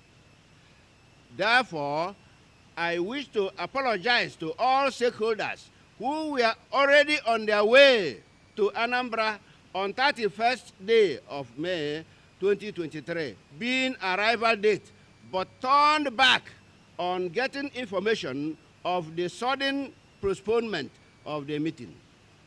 However, Anambra State NUP was not responsible for the sudden change, but was touched by the embarrassment suffered by other stakeholders by the sudden change in date. In the light of the above, I wish to state without fear of contradiction that Ptad, since its establishment by the federal government, had remained a perfect paragon of payment or implementation of federal pensioners' benefits in the country. It cannot be overemphasized that my sister, Dr. Chioma Ejikeme, and as the Executive Secretary of Ptad, and her very committed staff in the organization regard pensioners as very delicate and fragile section of humanity. Hence, no time is wasted in addressing pensioners' benefits, be it gratuity, monthly pension, or arrears of X or Y. Pensioners are so respectful with maturity in understanding that whenever there is any delay in addressing their benefits, they will appreciate with understanding that either the fund for payment of such benefits is yet to be released by the federal government and not necessarily the fault of Ptad. Undoubtedly, all is not well, as there are some federal pensioners in Anambra State and Southeast Zone who are having some problems with the process of succeeding in ongoing AMA confirmation. Let me quickly use this opportunity to tell us that one of the benefits of good selfless services is elevation, as the immediate past executive secretary of Ptad, Barrister Mrs. Sharon Ikeazo, left Ptad for ministerial appointment.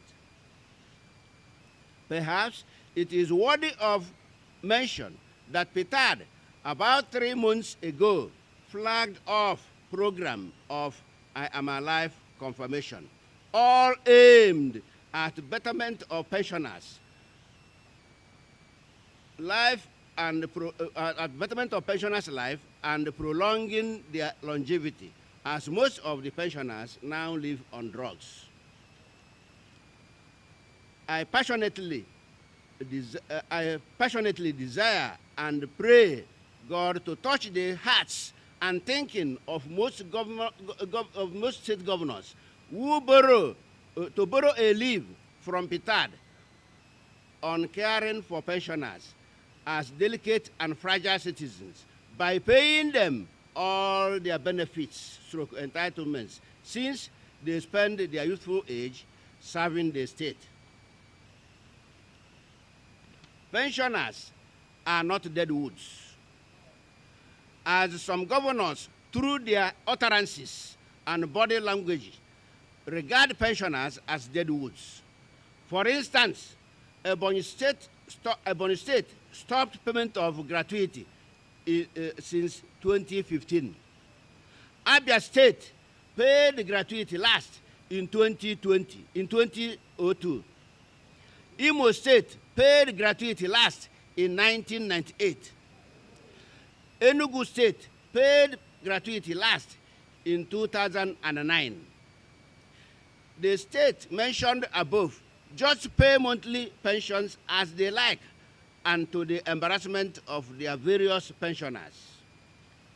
In Anambra State, the story is different because God bless Anambra State with good leaders, and she remained the light of the nation.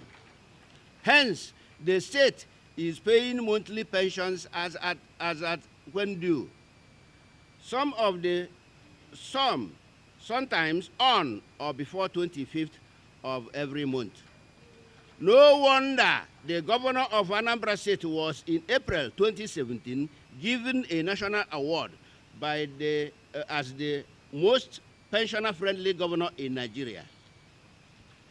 The above award was given to the governor by the National Executive Council of Nigerian Union of Pensioners at Kaduna during her NUP National Delegate Conference in the state.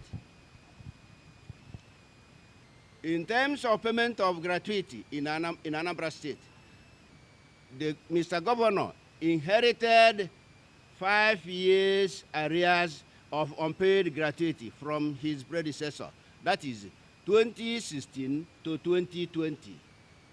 On assumption of office as governor, Professor Charles Chukwuma Soludo decided to pay gratuities of all retirees under his watch immediately they retire, so as to avoid any further accumulation of arrears. He equally promised to instrumentally defray the 5 years inherited arrears of gratuities. And at present, the governor has completed payment of 2018 arrears of gratuity. No wonder that pensioners of Anambra State believe that since Professor Soludo is the governor, the solution to Anambra problems is here. Undoubtedly, Anambra State remains the light of the nation. And as such, I wish to urge all our visitors not to be in a hurry to leave the state at the end of Ptad business, so as to enjoy themselves by visiting some of the tourist attractions in the state, like the historical Obunike Cave, the wonderful Owerezukala waterfalls, the great Ibuku Mezun, etc., etc. My only advice to you is just to look at them. Don't touch or remove anything so that it will be well with you. Finally, I pray the Almighty God to grant us a wonderful Ptad session. Guide and guard us home at the end of the program in Jesus' name. Thanks for your attention. May God bless you in Jesus' name.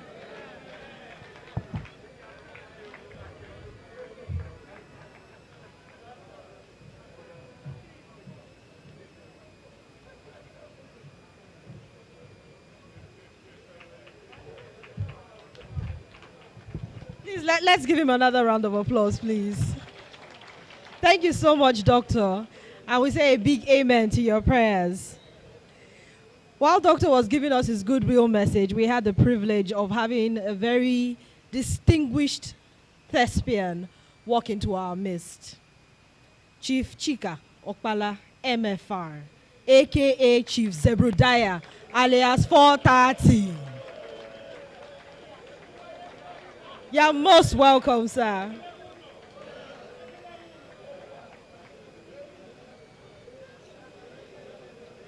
You're welcome, sir. And we'll take our final goodwill message for the afternoon from Barrister Matthew Oji Ude, President, Association of Retired War-Affected Police Officers, AWAPO.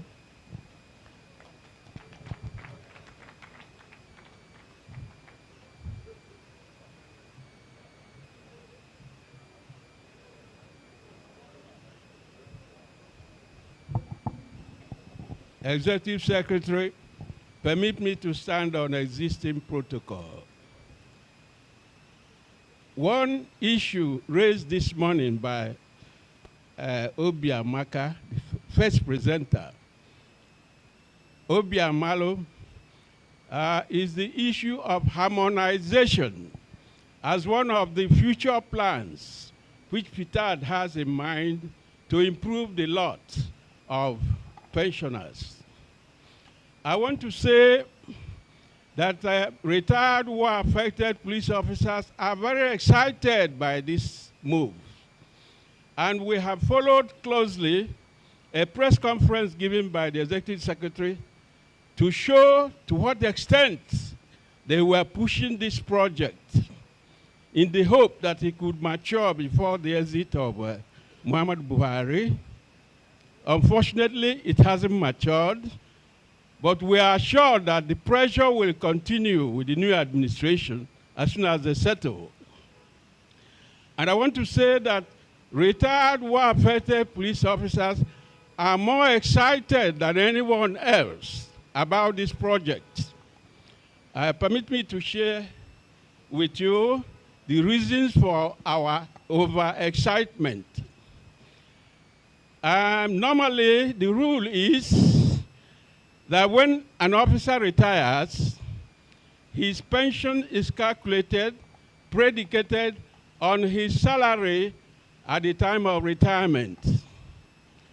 Unfortunately, because of the tragedy of circumstances of our retirement, we were dismissed from the police force at the end of the Civil War in 1970.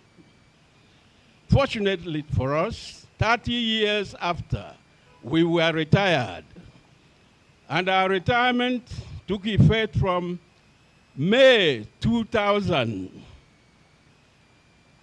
So what is unfortunate, while we were expected that our pension calculation should be predicated on 2000 salary scale, our own was predicated on the date we were dismissed in 1970.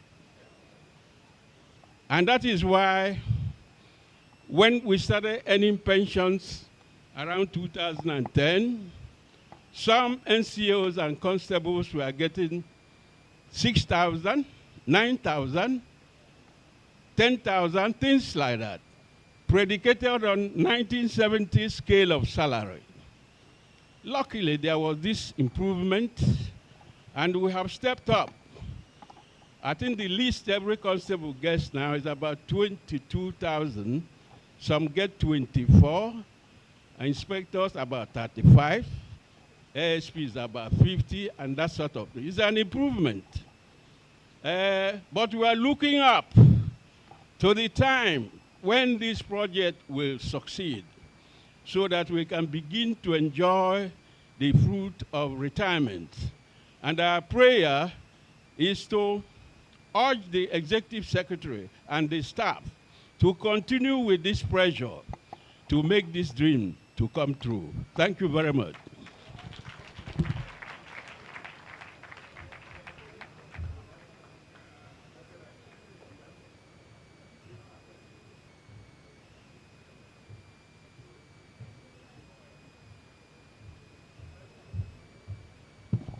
Thank you very much, Barrister Ude. Please let's give him another round of applause.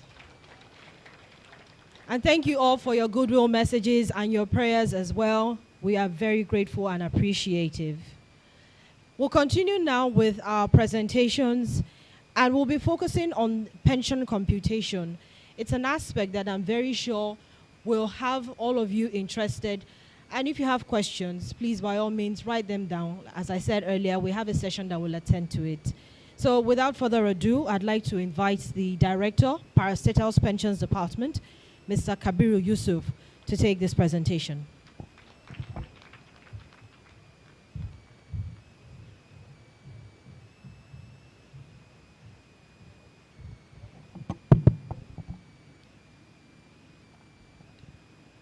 To my fathers, mothers, aunties, uncles, and brothers that are here, let me borrow a word from the ES Protocol of Greetings and say, Ndewo no.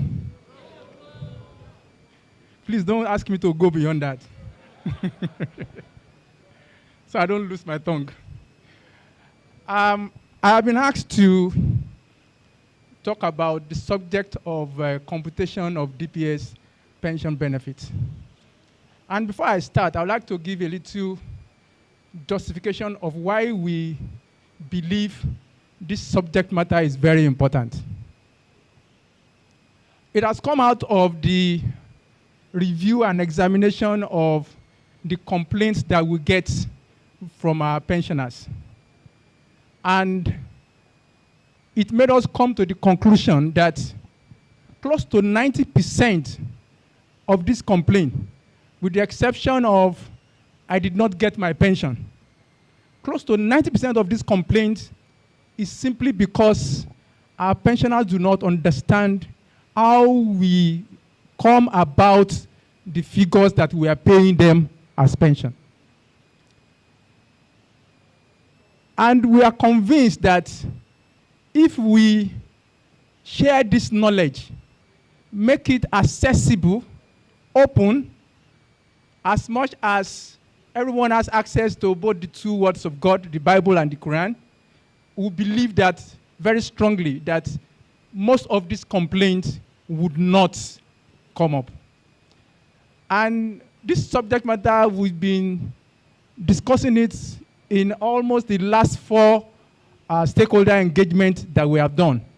And one of the things that we do immediately after that exercise is to share the electronic copies of this presentation to all the union officials who will submit their email address and the pension desk officers. let me state clearly, everything and anything about pension from cradle to grave, from A to Z, is strictly guided by law. There is no secrecy involved in it at all. You don't need to go to any DBA. The knowledge is open, clear, and in black and white.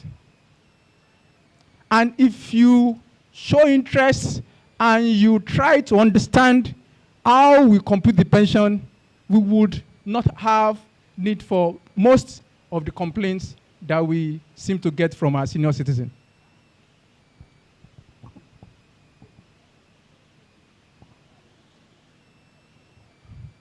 My content will cover the introduction, types of pensioners, eligibility criteria, pension benefit computation, pensionable allowances, gratuity/pension percentage table, salaries chart and structures, the approved pension increment and distinction between harmonization and pension increments, Ptad computation process, some practical examples, and then give you updates on the computation of pension that we are doing for PAPD pensioners.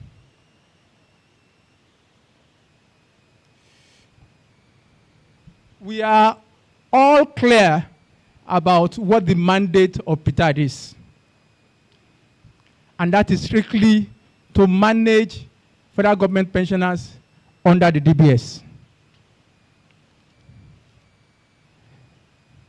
There is this common proverb that if you give someone the title of an eagle, you should at least be able to swoop down and pick one chick, because that is what eagles do.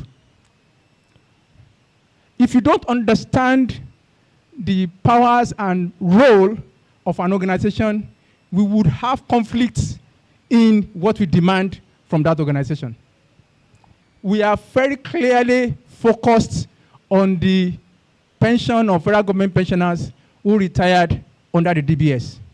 We do not have any business with CPS. So it's important that we understand that. And the pensioners that are under our umbrella, if I may use that term, the police pensioners, customs, immigrations and prisons, civil service pensioners, and retired federal government workers from treasury-funded parastatals. I'm talking about universities, teaching hospitals, federal medical centers, colleges of education and polytechnics, and research institutes. And some of the defunct agencies like NITEL, Nikon, Nigeria Insurance, Delta Steel Company, etc. One of the singular most important mandates we have is to pay the correct pension to the correct pensioner at the correct time. And in order to be able to carry out this specific mandate, to pay what is correct to the correct person at the right time, and given the circumstances of how we took over monthly pension in 2013-2014, it became very clear to us that we must carry out verification. And between 2014 and 2019, we carried out verification for all the 4 operations departments. The last one that was done was for parastatals and ended in November 2019. Following that exercise, we have been able to create an integrated database of all the pensioners on our payroll.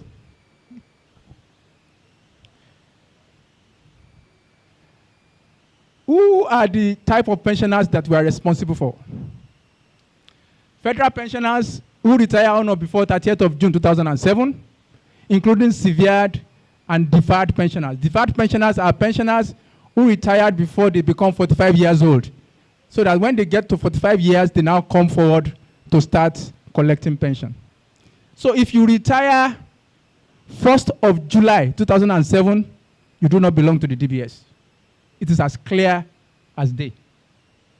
2, another category are state pensioners with federal share, and I'm sure some of them will be amongst us here, who retired on or before 31st of March 2011, or at later date in the case of parastatal pensioners. Then we have defunct federal pensioners comprises those qualified for pension or those qualified for one-off severance benefits. And finally, we have Section 5 and Section 6, next of kin.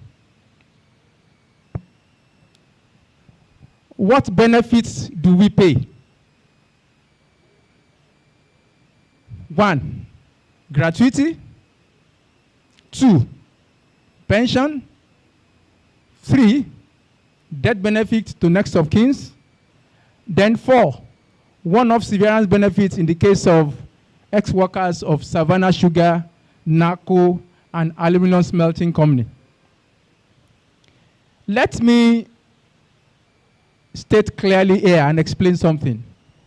We've had instances where pensioners who were severed under the Bureau of Public Service reforms that took place between 2007 and 2011, and who comes to complain that the severance benefit paid to them by BPSR was short paid. Ptad does not have power over this. The only thing we can do is to, if you get your document, help you write a letter to BPSR and you go and claim your benefit from them. We have each of the government agencies have their clear mandates that they must work within.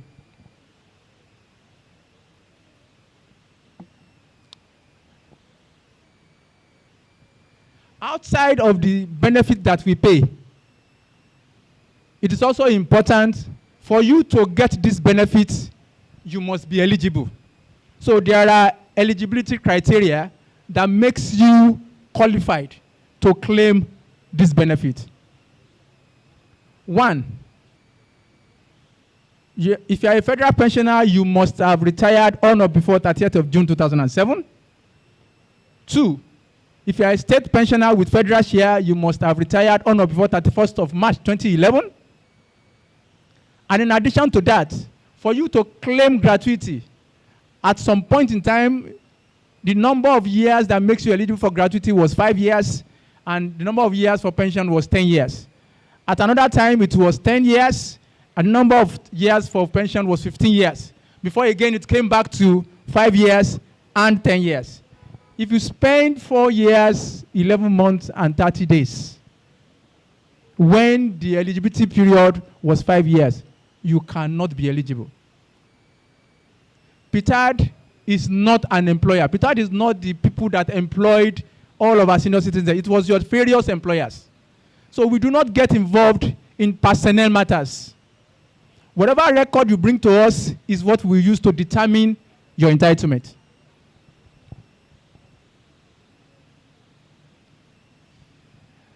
Then how do we compute pension benefits? There are 5 major criteria that are very important in determining and computing your pension benefit. Number 1, your length of service, that is the number of years that is served from beginning to end, unbroken, without any break. It's also important to state this. Those years must be without any break. If there are any break, then you would need to either get letter of condonation of service or letter of merger of service from the head of service. Unless you had transfer from one federal government agency to another federal government agency, straight from one to the other. That's 1. 2, your date of retirement is very important. 3, your grade level and step at retirement is very important. 4, the salary structure that was enforced at the time of your retirement is very important. And of course, finally, all of the pension increments that federal government has approved from the date after your retirement to date.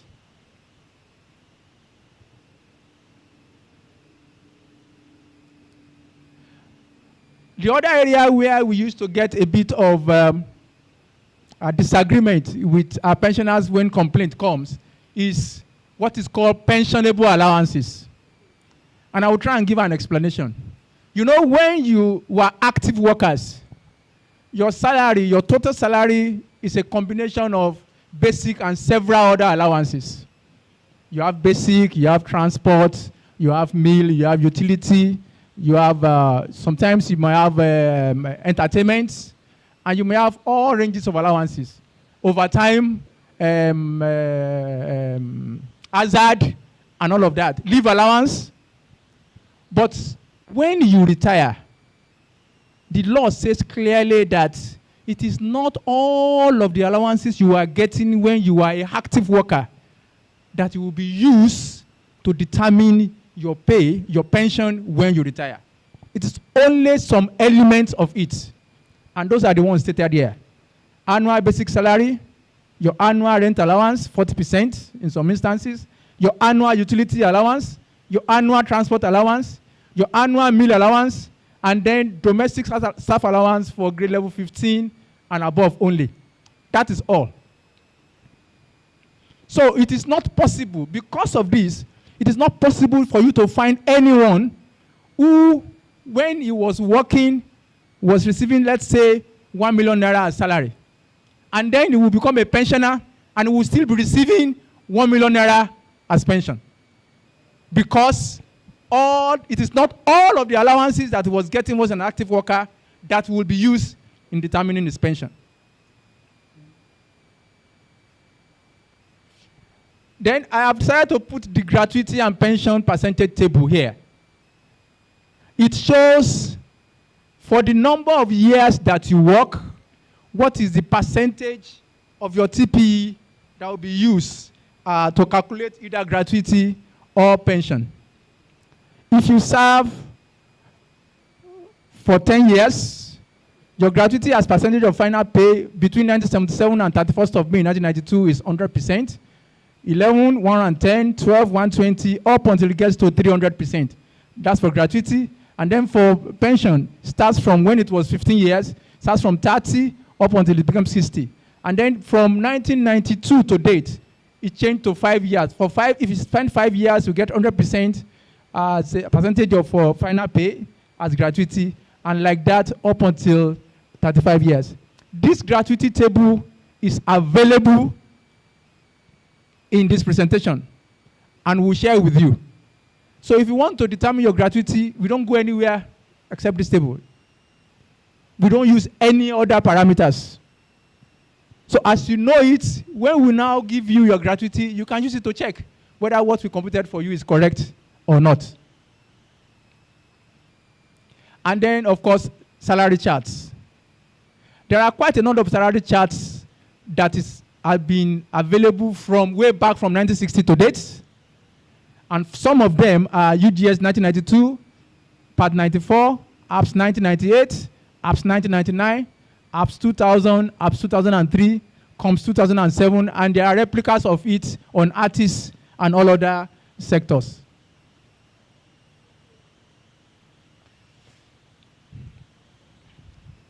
For pension increments, from 1999 to date, there has been 9 pension increments.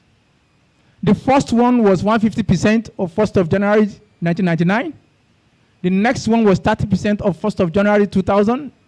The third one was 142% of 1st of May 2000.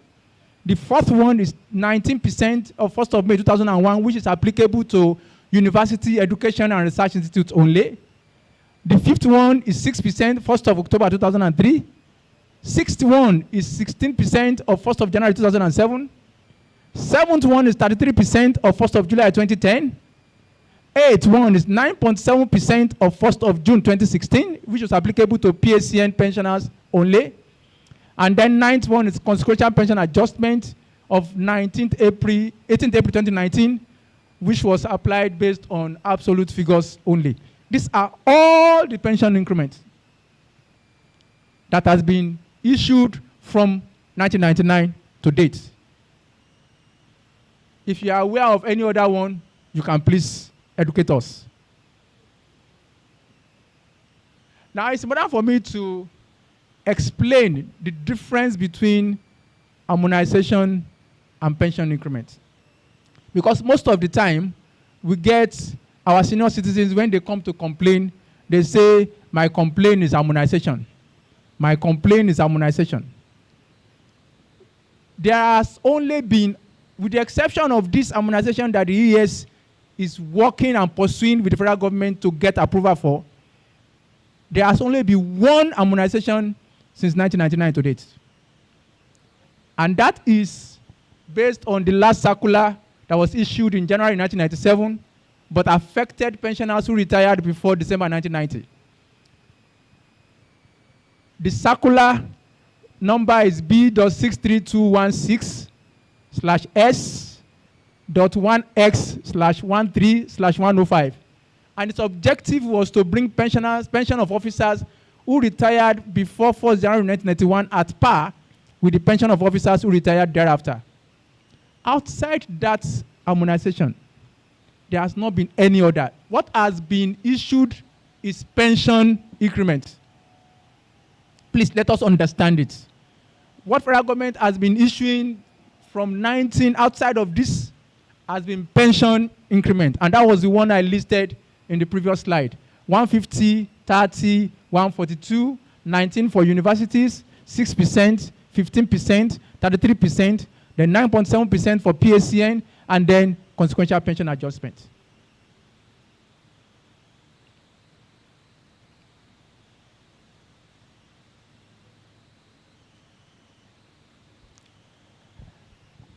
How do we compute your benefits? Because outside of the issue of I am short paid, one other area where friction comes up between ourselves and our pensioners is their perception of how long it should take for us to resolve their problem or their complaints. Some of them will come to our pension support center at the head office or go to state office. They drop their complaint on Monday, and by Friday they are already calling to say, I want to know when I'm going to get my money. We are striving to ensure that we can get to a point where we can resolve all complaints within a 72-hour cycle. We are striving and working towards that. But until then, a large number of what we do still involve a lot of very hard tasking processes. Because we are just consolidating the data that we gathered from the field. Because when you gather data, chances are that it is not everything you gather that is 100% correct. So the second thing you go through is validate that data before you now begin to use it to determine what A will get, what B will get. When you validate it, then you digitize it, and it becomes easy.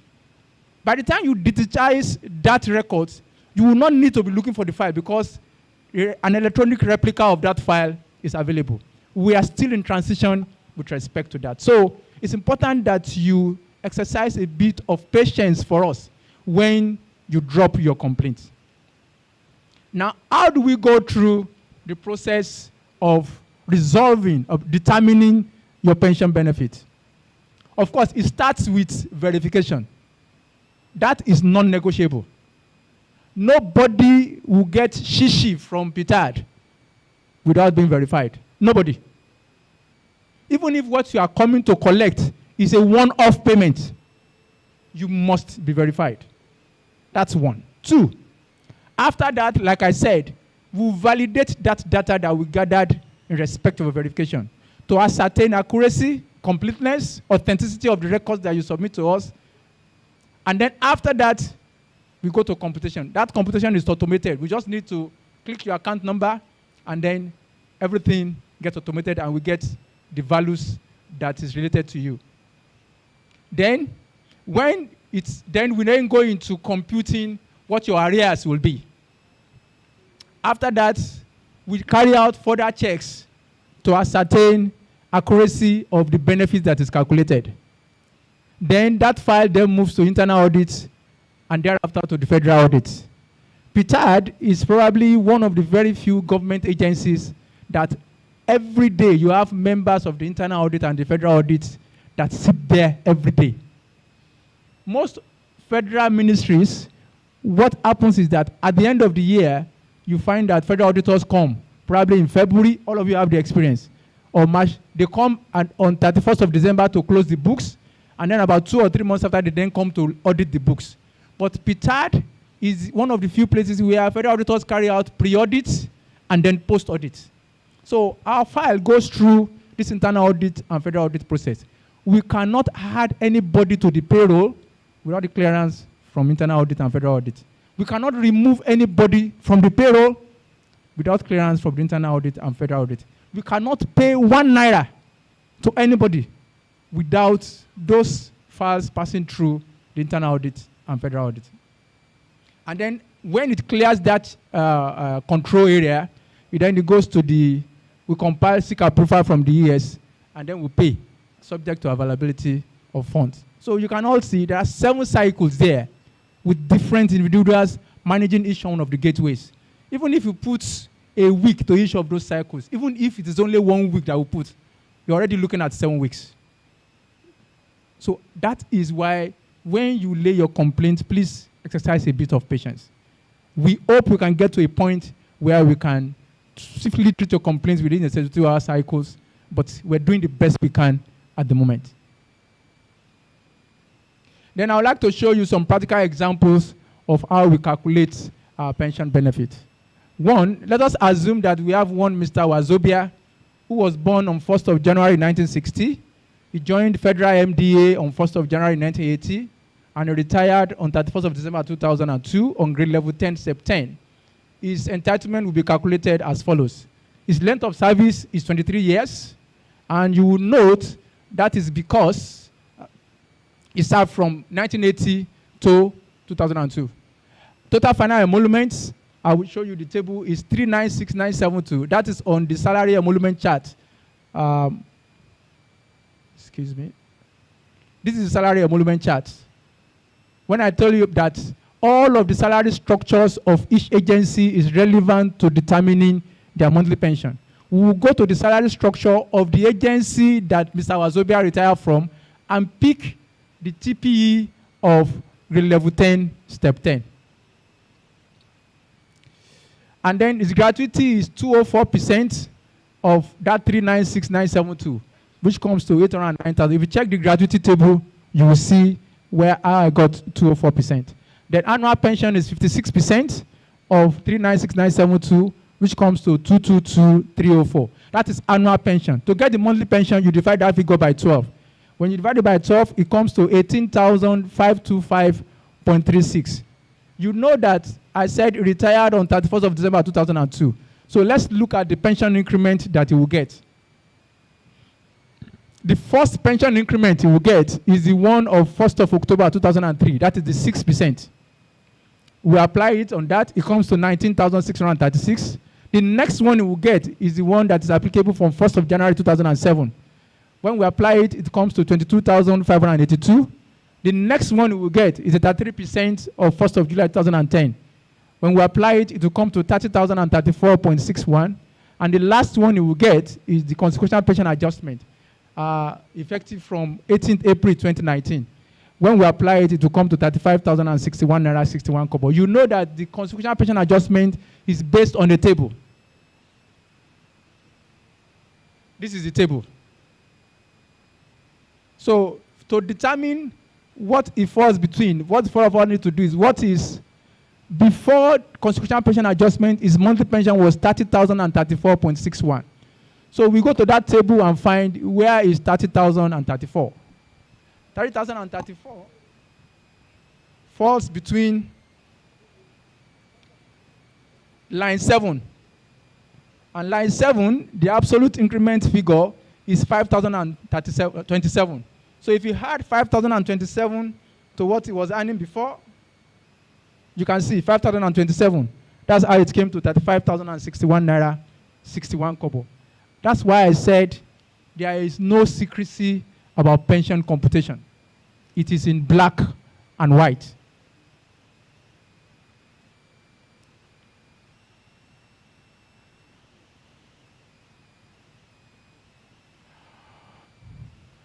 Okay. Then let's take another example. This one is an example of a state pensioner with federal share. Because you find out that amongst our pensioners, if you look at the percent, we have close to an average of about 250,000 pensioners on our payroll. If you look at the average, 95%, close to 90 to 95% of our pensioners are either federal pensioners or states with federal share. There are very few of them that are pensioners of defunct agencies. So it's good that we use examples that covers both of them.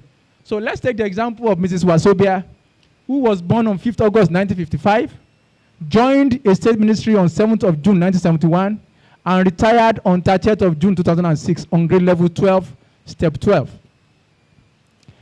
And in this instance, because Mrs. Wasobia retired with a state ministry, she started with a federal ministry, but retired with a state ministry.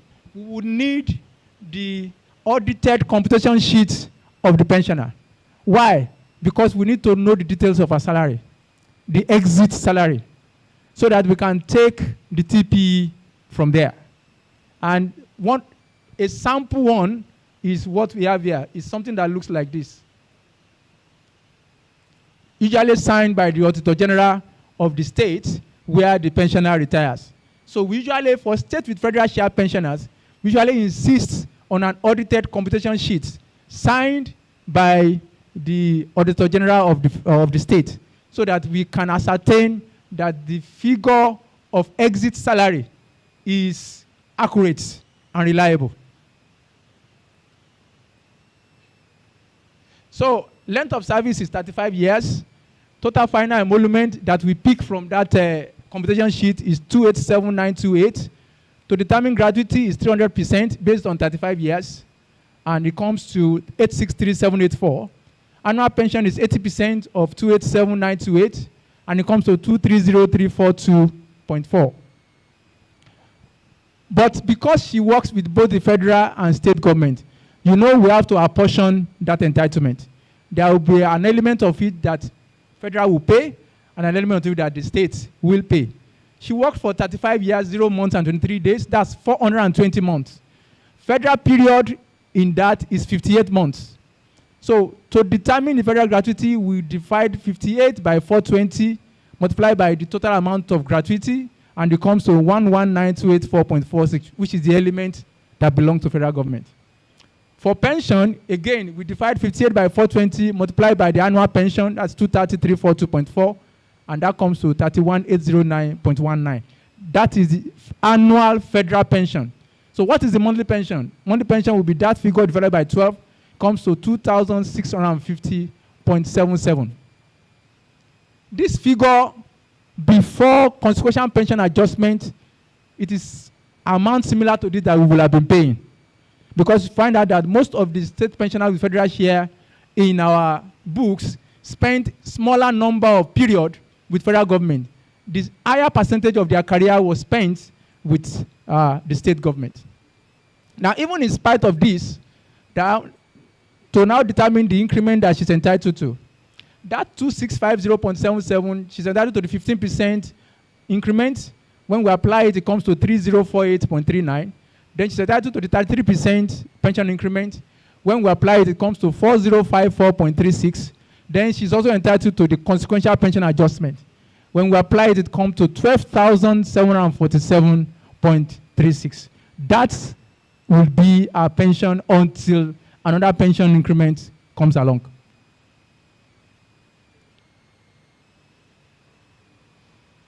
Now, permit me to spend some time in providing you an update on the computation exercise that we are carrying out for pensioners in parastatal pension department. You will recall that my colleague had said that when we took over in 2014, 2015, the only thing we got was your name, serial number, your name, your bank, and your monthly pension. Whether this figure is correct, we did not know. Whether this figure is being paid to the correct person, we did not know. And whether that person that we are paying to is eligible, we did not know. So we did not have any assurance whether we are paying the correct pension to the correct person. So it became clear that we needed to carry out verification. But after carrying out verification, the next thing is to determine whether what we are paying to you from 2015 to date, whether that figure is correct. And PAPD finished its verification in November 2019. After that, we had the almighty COVID-19 in 2020, which in spite of that, we started working on the entitlement of those that were going to receive one-off pension. That is, people who work in NACO, who work in Alscon, and Savannah Sugar. And we cleared all that. In November 2022, the Executive Secretary approved that we started the process of recomputing the monthly pension of every pensioner on the payroll of PAPD. That project, we titled it Back-End Computation. And what does it entail? It simply entails first validating the career details that we captured on the field to ensure that those parameters are correct. And number two, using those career details now to now recompute and determine the accurate and complete monthly pension of every pensioner on the payroll. There are 12 key stages involved. I will not bore you with that. But the essential of the project is to replace what I call inherited monthly pension. That was the monthly pension that we inherited from the previous managers in 2015, and to replace it with computed monthly pension. The monthly pension that is determined by virtue of the career data that you submitted to us when we did verification and the applicable salary structures and increments. Those are the 12 stages that's involved in the back-end computation. I won't bore you with that. And when we recompute the monthly pension, what will happen? We will compare your computed monthly pension with the inherited, and we categorize the pension into 3 areas. 1, for those, their monthly pension that we computed is the same as the monthly pension that we are paying. We categorize them under no change. That is, there is no difference between their inherited and their computed. 2, for those, the monthly pension that we inherited is lower than what we computed. We categorize them as short paid, which means their pension will go up. And then 3, for those that their monthly pension that they have been collecting since 2015 is higher than what we computed now, that means we classify them as overpaid, and it will mean their pension will go down.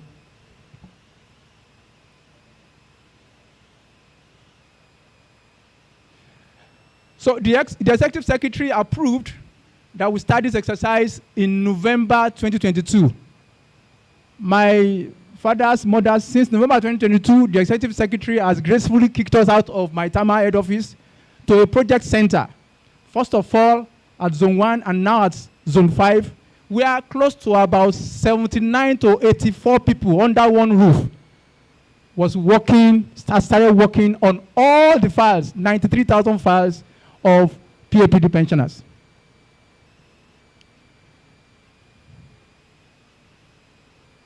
As of today, I am happy and delighted to notify you and inform you that PSCN sector pensioners totaling about 9,490, their file and parameters had been recomputed, and the computed monthly pension, we have held a focus group stakeholder meeting with their representative, and their monthly pension has been implemented in the June/July payroll.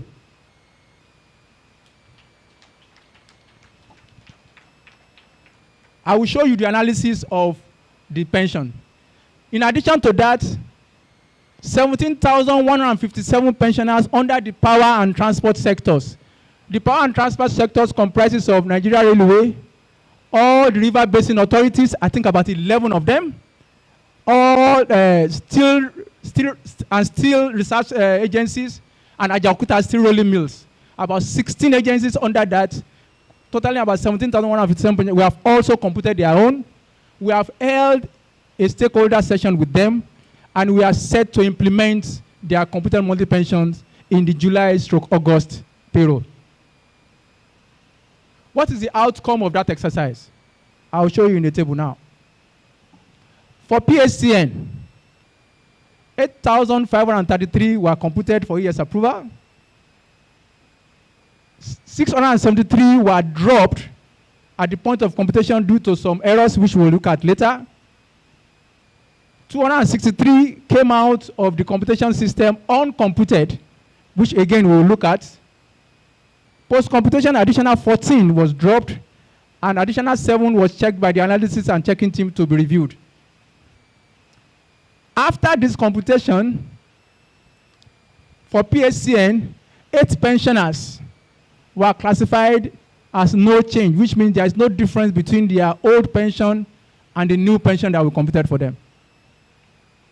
Then 2,345 pensioners were classified as overpaid, which means that the old pension is higher than the new pension we computed for them, so which means their pension will go down.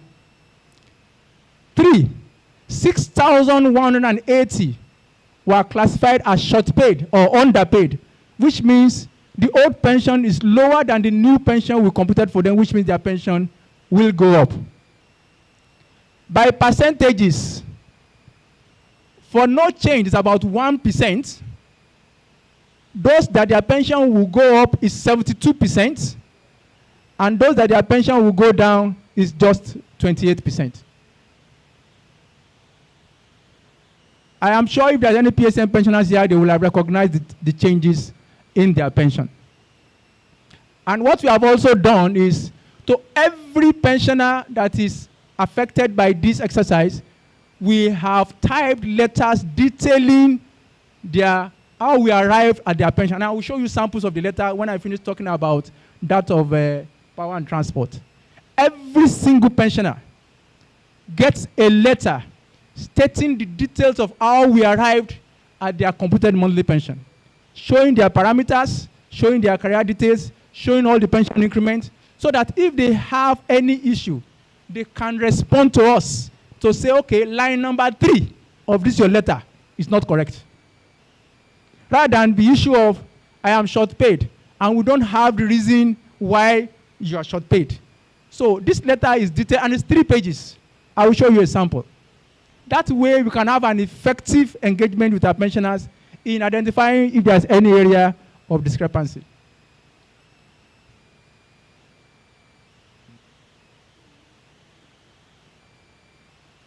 For power and transport sector pensioners, we have a total of 17,157.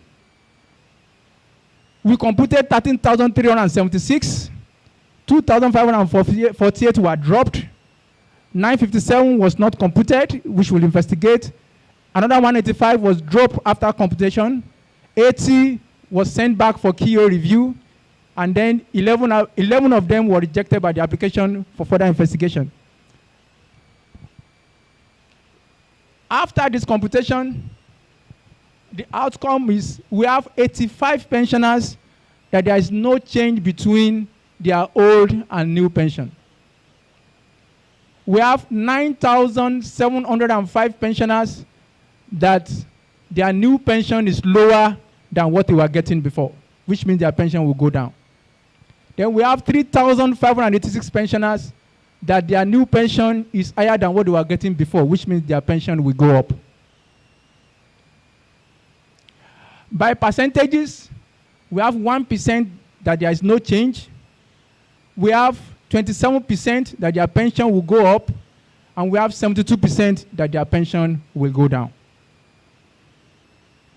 And I'm sure at this point, one of the things that my elders will be bothering about is, why do we have such a high percentage of pensioners whose pension went down?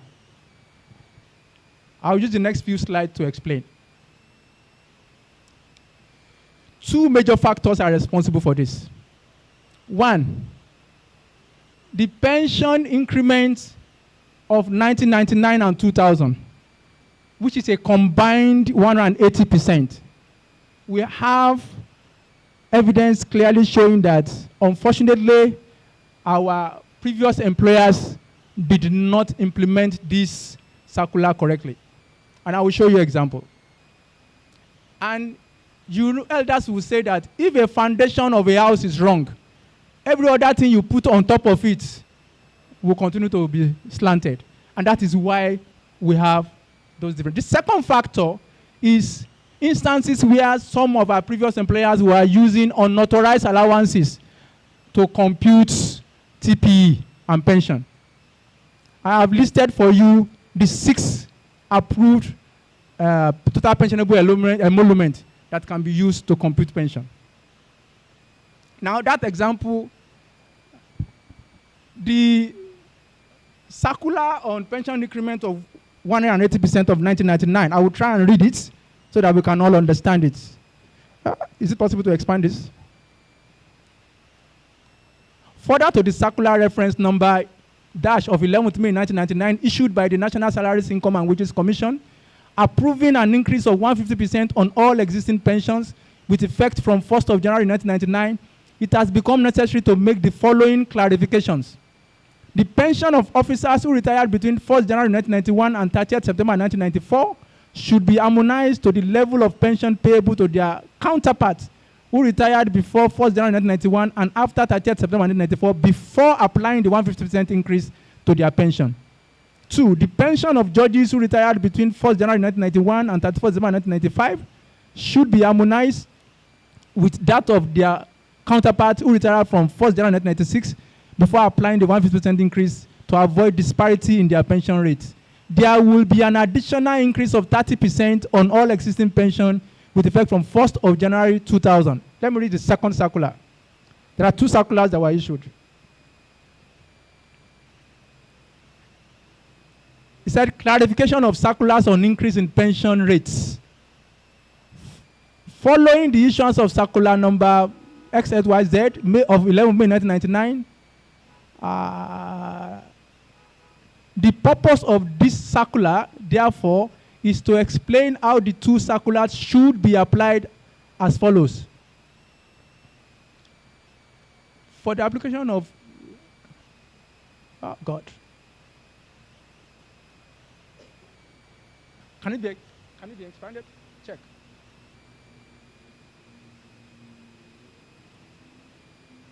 Can it be? Okay. All right. While he's trying to expand that, let me explain. The 180% is a compounded increment. What do I mean? It is 150. It is broken into 2 tranches. 180% applied in 2 tranches of 150% and 30%. 150% on 1st of January 1999 and 30% on 1st of January 2000. Now, 150% is applied on the salary that was, on the pension that was existing before January 1999. Then when you are going to apply the 30%, you apply the 30% on the pension before January 1999. Unfortunately, most of our employers were applying 30% on the results of the 150% increment. And I'll show you, okay. Let me show my example. Okay, my example here. What most of the employers did was, let us say the pension was 10,000 before the 150% increment. They apply 150% on 10,000, you get 15,000. That is correct. And then to apply the 30%, they apply 30% on the 15,000. They get 4,500 and the total pension becomes 19,500. Instead of apply 150% on 10,000, 15,000, and then apply 30% on 10,000 to get 3,000 and then get a total of 15,000. Because the base pension for the 180% increase is the pension before 1999. It was because of cash flow that made the federal government make the implementation of that 180 to be in 2 tranches. It is 180% on the same base pension. And that was why we attached those circulars. So where we have the mistake that most of the employers use the option A, which was incorrect, such that they now compounded our senior citizens pensions with 1,500 increment that is not approved. And on top of that, you now have all the other percentage increments through 33%. So that is the major cause of the high incidence of the fall in the pension, in the computed pension of the citizens. The second reason is that you find that a large number of our senior citizens were retired before 1999. If you take Nigeria Railway, if you take AWKA Steel Rolling Mill, if you take most of the river basin authorities, federal government carried out major retirements of their employees between 1991 and 1999. So, and all of them are entitled to this 1st of January 1999 and 2000 salary structures. For those who wish to, like I said before, for every one of our senior citizens that wish to have this presentation, please you can submit your email address to my colleagues on the table there, and they will ensure that immediately after this today's session, they send the presentation to you. Thank you very much, my fathers and mothers.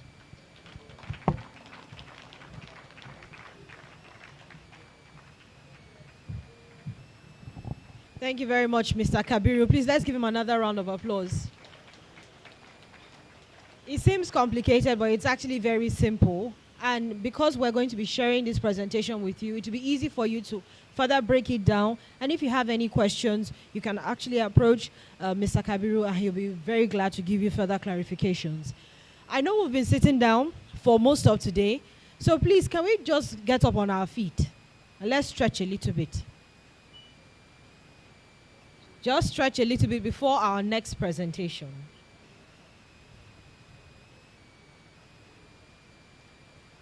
Okay, can we have some music, please?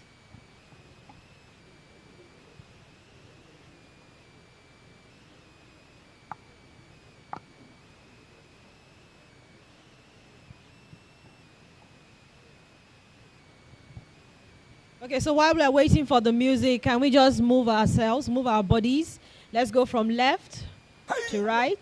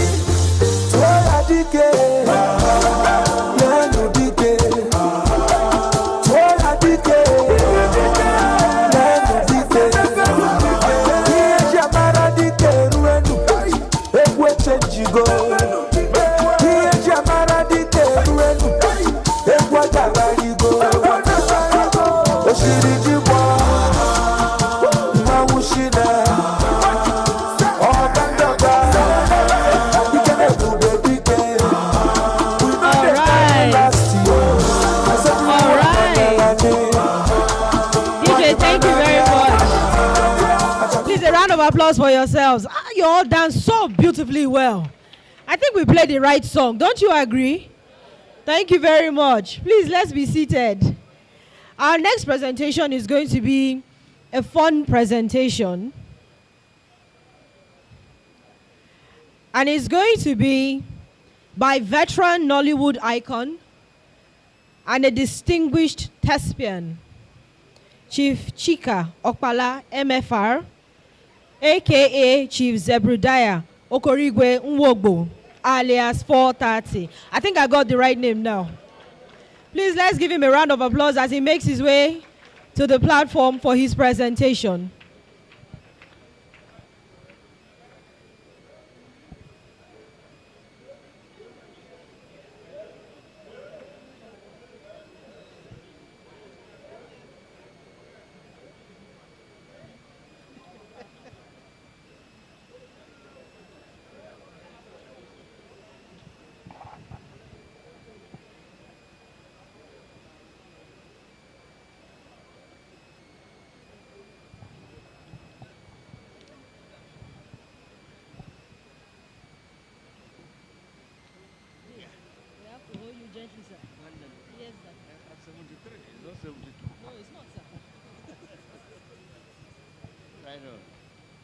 Hey.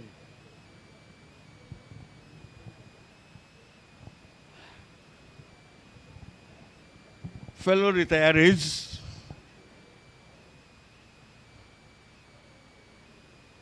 and fellow veterans, either of the government or private industry who are here.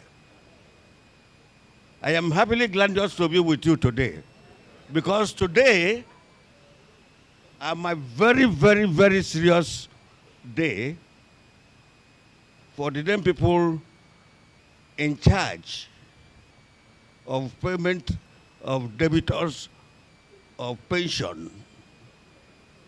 And now they try to include this. Are you hear what I'm saying? So, even though I have to start a protocol of protocols, I wasn't here when you were started. I should have stood on the existing protocol. But now that I was not there, let me protocol.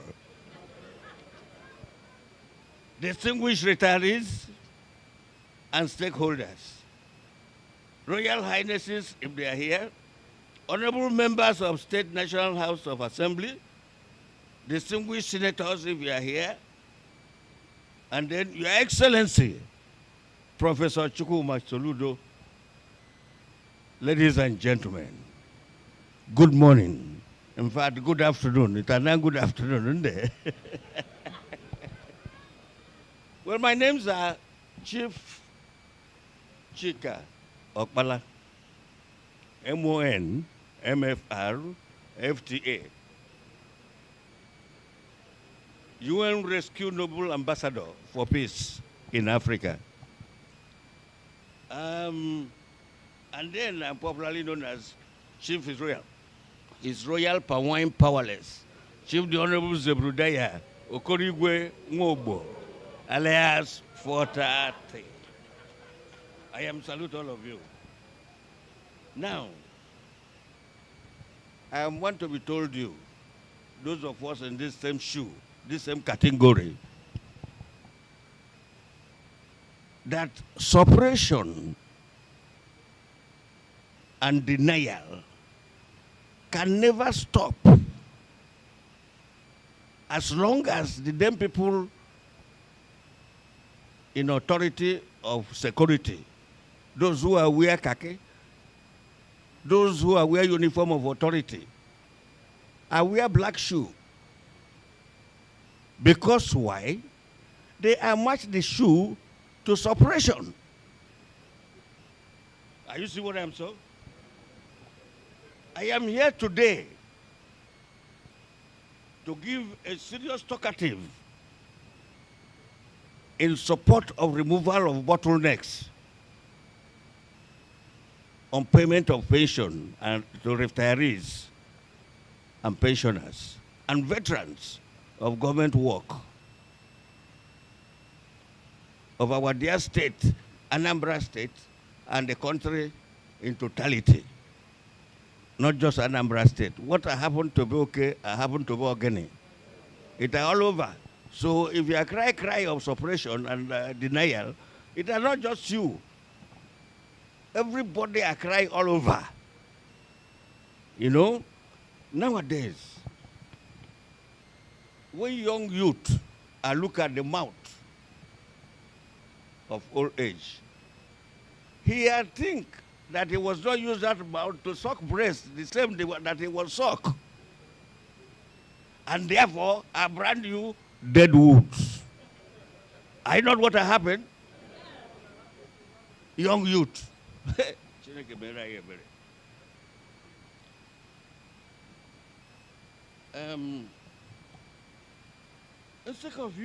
Instead of them to ask, what can a maybe does to cushion the effect of poverty and hardship of the retirees, of the veterans? Because they does not understood that next tomorrow they will become one. Eh? Yes. You are laughing, and call him dead wood. Are you see what I'm saying? That retiree veterans are work hard and continuously in poverty to build up a successful establishment that they took over today. I think that once you just get up, establishments are there. Some people are work hard to make sure that that establishment are still stood there for you to be employment to work in that place. And you will not be the last. When it's your own time, you will retire and come and sit down. You know? So, instead of you to ask, what can a maybe does to prolong their lives? At least to give them some palliative to cushion their effect. You are denying them pittance of pension. Pittance. How much are pension? I had the whole salary that you will receive before. 1/4, 25% of what you have received before. That's a pension. Very many pittance. Instead of you now to say, look, what can maybe does to help these gentlemen, these old men, these old ladies, these old citizens and veterans of this country. Eh? So,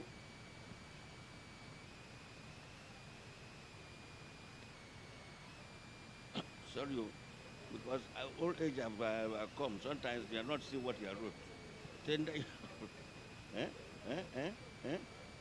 With years of pension entitlement for years, without reason. Come today, come tomorrow.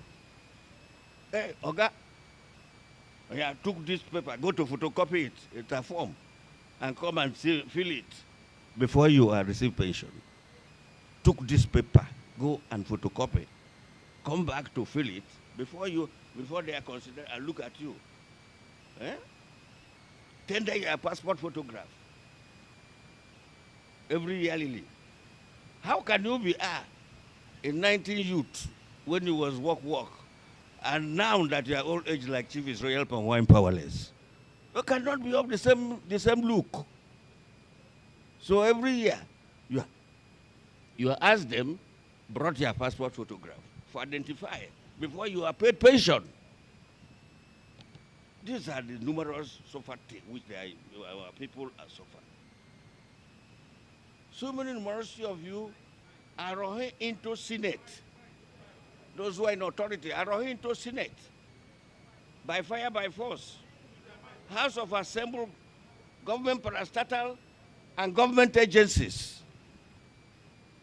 And yet, I stretch out their hand for pension, which was denial the veteran retiree. And the pension must be paid as at and when due. Are you seeing the suffering we are suffering here? Right. Now,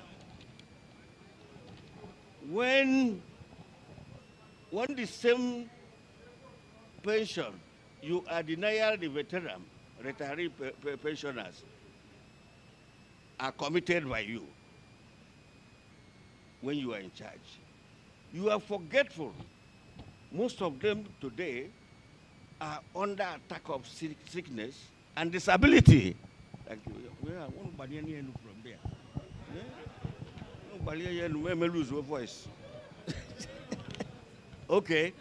All right, all right. I hear you. I'll do that. Told them. You are forgetful. They are forgetful that these retirees, pensioners, are suffering from so many illnesses. Yes. And so, to show up at the pension parade has become an impossibility. They didn't die in thousands. Bikonu. The damn people of state and National Assembly, anytime you are passed bill to pay pensioners, follow it up. I know you are all here. Follow it up and show proof of payment. Show and tell. Today, I am happily grandiose that our respectable game changers, Ptad, Hanonga, and they're Ptad. They are game changers. Pension Transition Arrangement Directorate. They have arrived with a brilliant formula called I Am Alive, Confirmation Commencement Schedule. Are you see what I'm saying? They have arrived. I am so grandiose about it.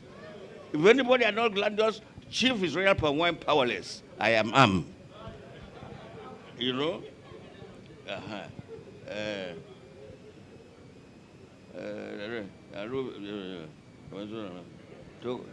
They have arrived to crush and removal the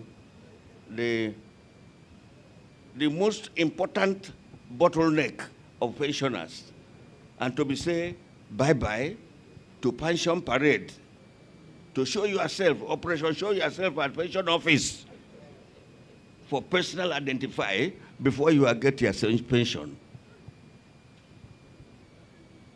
Bye-bye to veteran pensioners parade. That's what I'm glad about.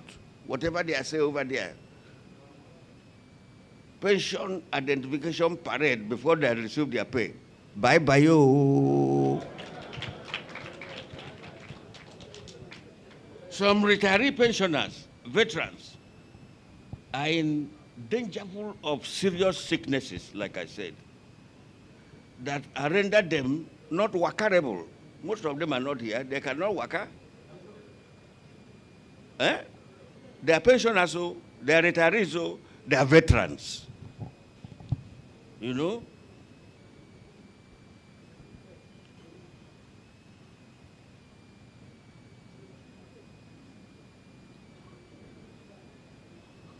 Upon on top of that, numerosity of them are not have anybody to escort them to pension office headquarters to be able to do identification parade. Nobody to escort them. No money to pay transport from their house to pension office. No money. Not only that they not have money, it's not when you are seeing money to chocolate food, even once a day, that you can afford to get transport, to transport yourself to pension headquarters to receive your pay. If you have not chocolate 101 or 1110, or I don't know the formula that we have took it, even once a day, most of the retirees cannot afford it to chocolate. They're just wallowing, looking up to heaven. So, I cannot.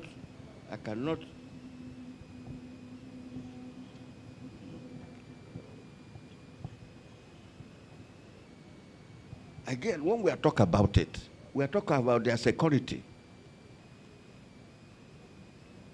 How are he secured, even when he had received that small pension from the office of the identified, the headquarters of pension office? How can he get security to get to his house with that money, that small money pittance that you have paid him? Because as soon as you announce that pensioners are going to be paid, they should come. What happened? The damn people hoodlums. Amandianese. They will scatter on the road waiting for you to go and come. And you see that they have stopped this bus, stop that car, stop that one. They are searching for old men who have got to receive pension. Not that the money is so much, there is in 1,000. 200, 500, 600 naira. Some are receiving it as pension since it are from 200. I mean, well, I don't know. Some of them are from when the war was ended, 1970. And there was calculation and cut off. No improvement, no promotion in the payment of pension. So therefore, my brothers and sisters, now, let us proceed properly into the Ptad rollout. And who are the beneficiary? Who are in the beneficiary of Ptad rollout? Number one, police pensioners. Number two, customs, immigration, prison pensioners. Then three, civil service pensioners. Four, parastatal pensioners that are, to say, universities, health, research institutes, and other parastatals that are receiving pension. Now, the rollout timetable to confirm that I am alive as follows. I am alive and I am there, can't wait to receive my pension as follows. Police pensioners, like I've said. Police pensioners will start from 14th of April, it have gone, 14th April have gone, 2023, to 13th 10, yeah, 13 October 2023. That is when they should be able to indication that they are alive and they and stood Kangbe to receive their pension. It had their entitlement. Then customs, immigrations, and prisons pensioners, 1st of July, which we are, to 31st December 2023. They can do their own and show up. Now, civil service pensioners, 1st July to 31 January 2024. The window are open for you to go and follow what they have said. And queue and know and be assured in your house that you will receive your pension. Pensioners are required to log on to www.ptad.gov.ng to complete their I am alive confirmation process as scheduled.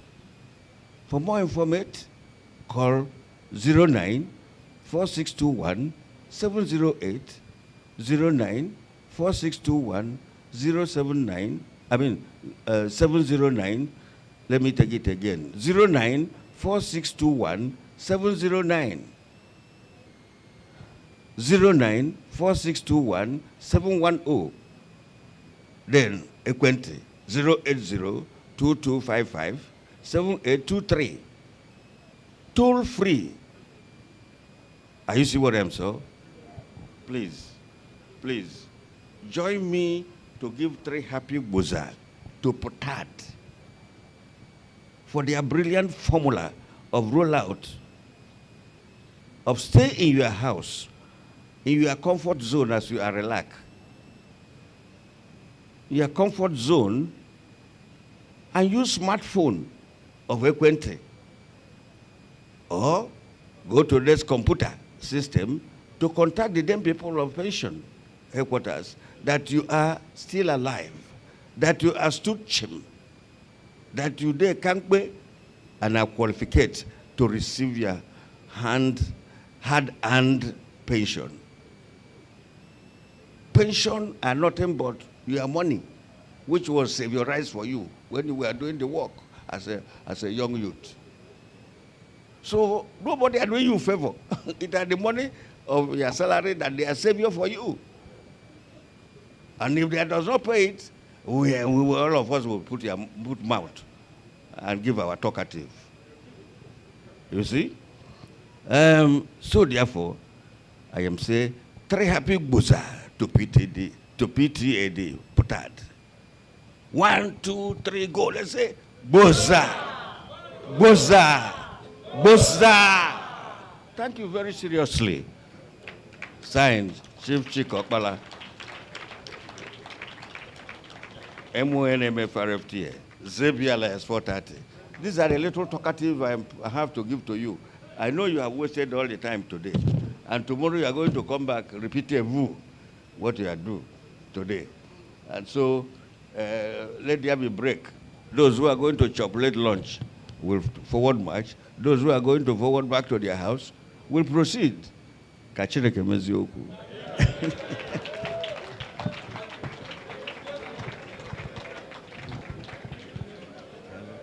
Thank you, sir. You forgot your cane, sir. Eh? You forgot your cane. I cannot touch your cane, sir. No, do what? Your cane, sir. Okay. You see? This is how I am forgetful then. Thank you.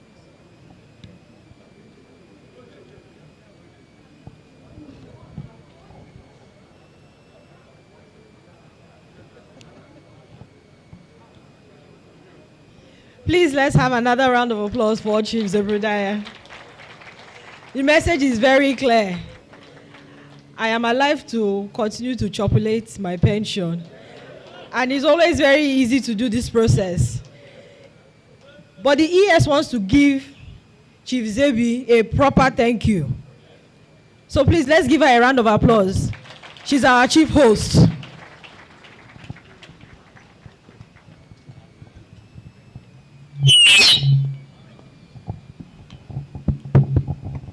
Chief Zebrudiah Okorigwemobo, alias 430. You kept all of us happy in the 70s. When we didn't used to sleep until we watched Masquerade. We're happy to see you, still around, still happy, still looking well, and we pray that you'll have many more years. Why is Ovularia, by the way?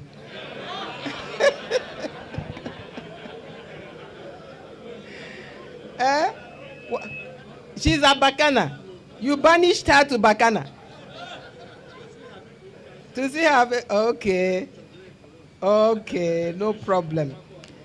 Thank you so very much for talking to us today.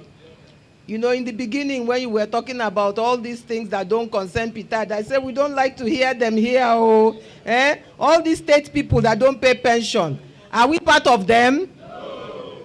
Is Ptad part of them? No.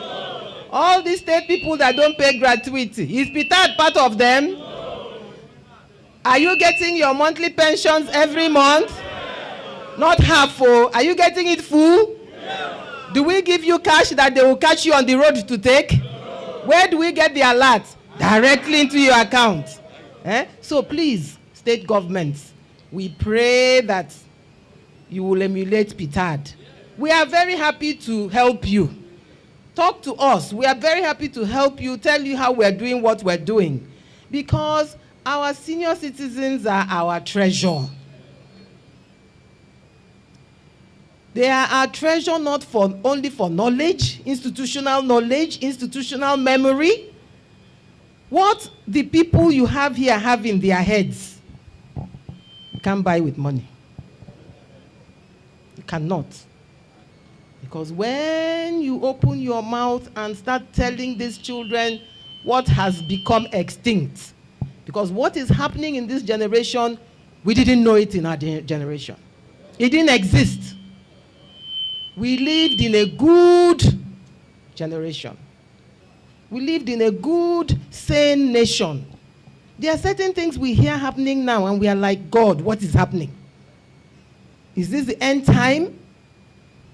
So we don't joke with this group of people here. The federal government of the Federal Republic of Nigeria does not joke with you. And we pray that the state governments will not joke with you. They will come to realize that pensions should be first line charge.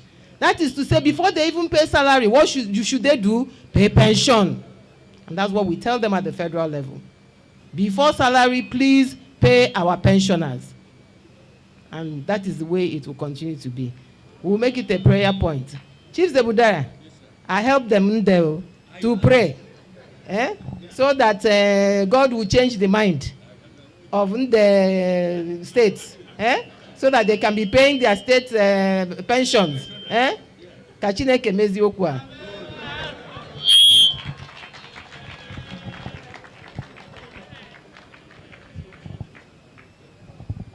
Thank you very much, Dr. Ejikeme. Please, let's give her a round of applause.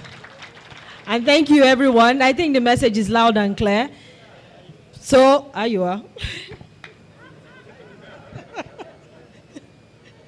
I've been infected, but it's a good infection. I like the infection. Thank you all for being such good sports and for sitting very quietly. We have our last presentation now, and lunch is getting ready. I will be announcing that just before the end of the presentation. But thank you all so much for being very patient and for enjoying all the presentations so far. Don't forget, we have a question and answer session tomorrow. So if you have any questions, please write them down so you don't forget before tomorrow comes. At this juncture, please, let's just give a very rousing warm of applause to Mr. Jerry Asanoto. He will be coming to make a presentation on behalf of the Office of the Accountant General of the Federation. It's going to be a brief presentation, don't worry, he has promised us that.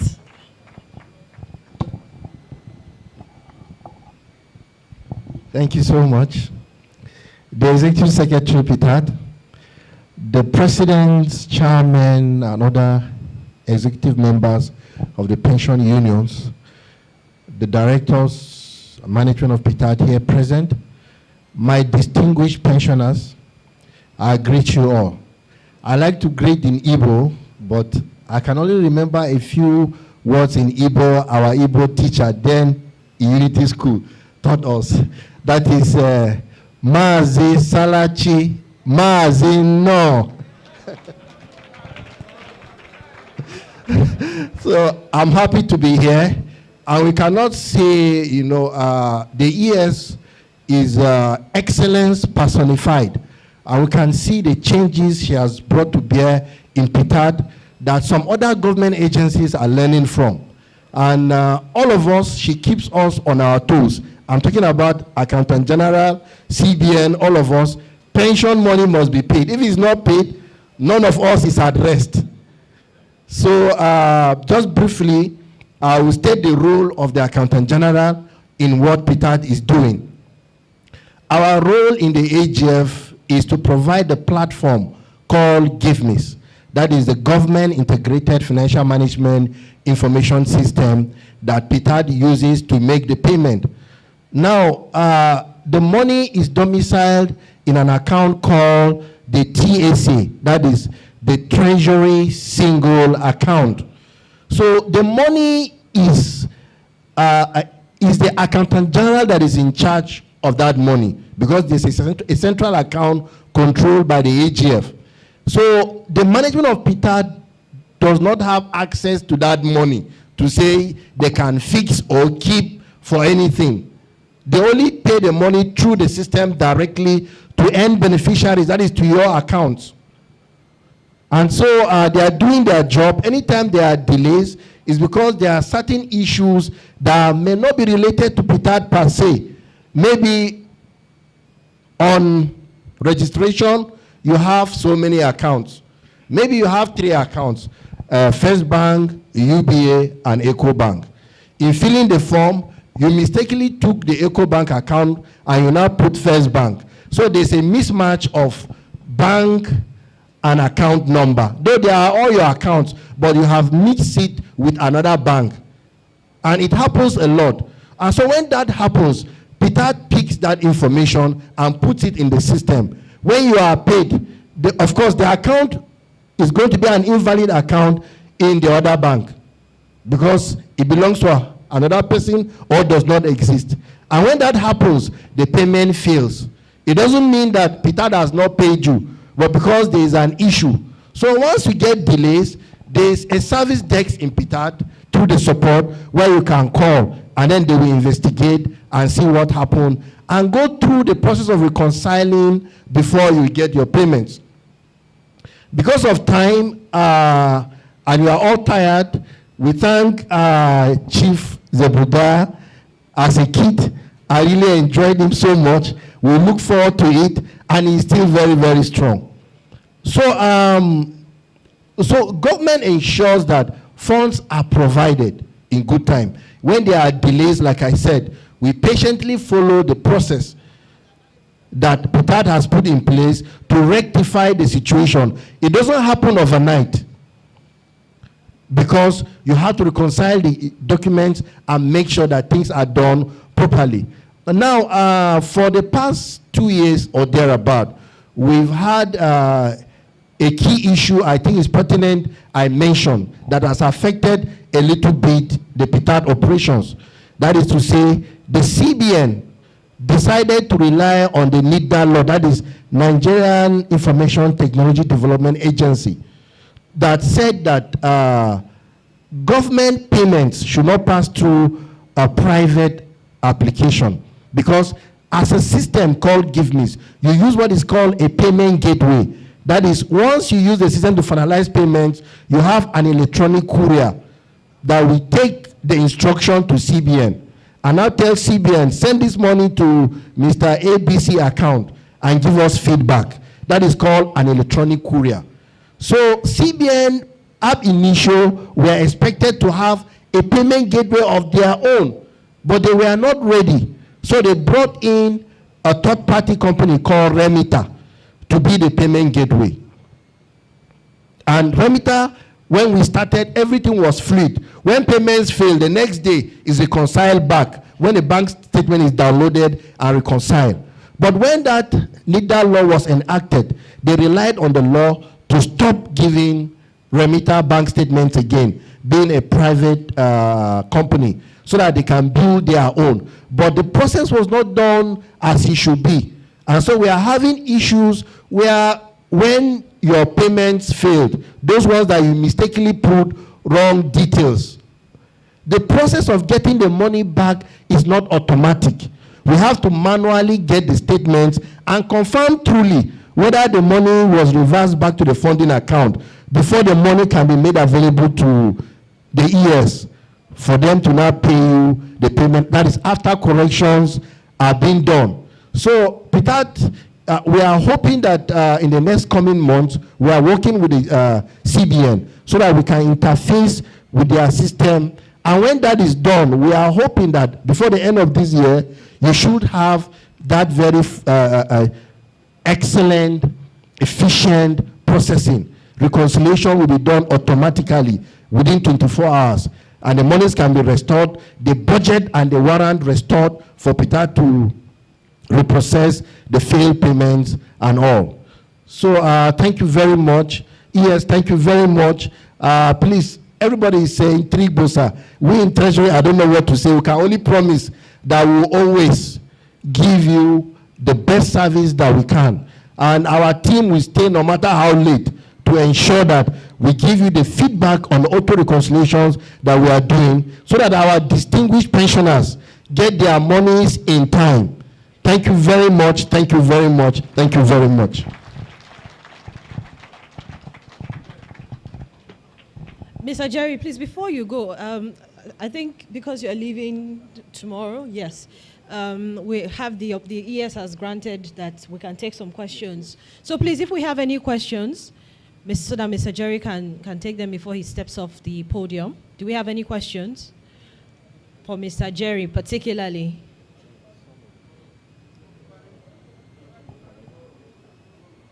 No, somebody has a question.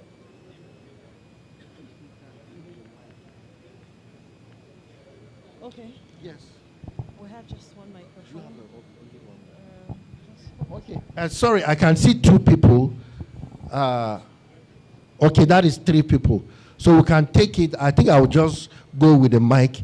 It's only one mic, and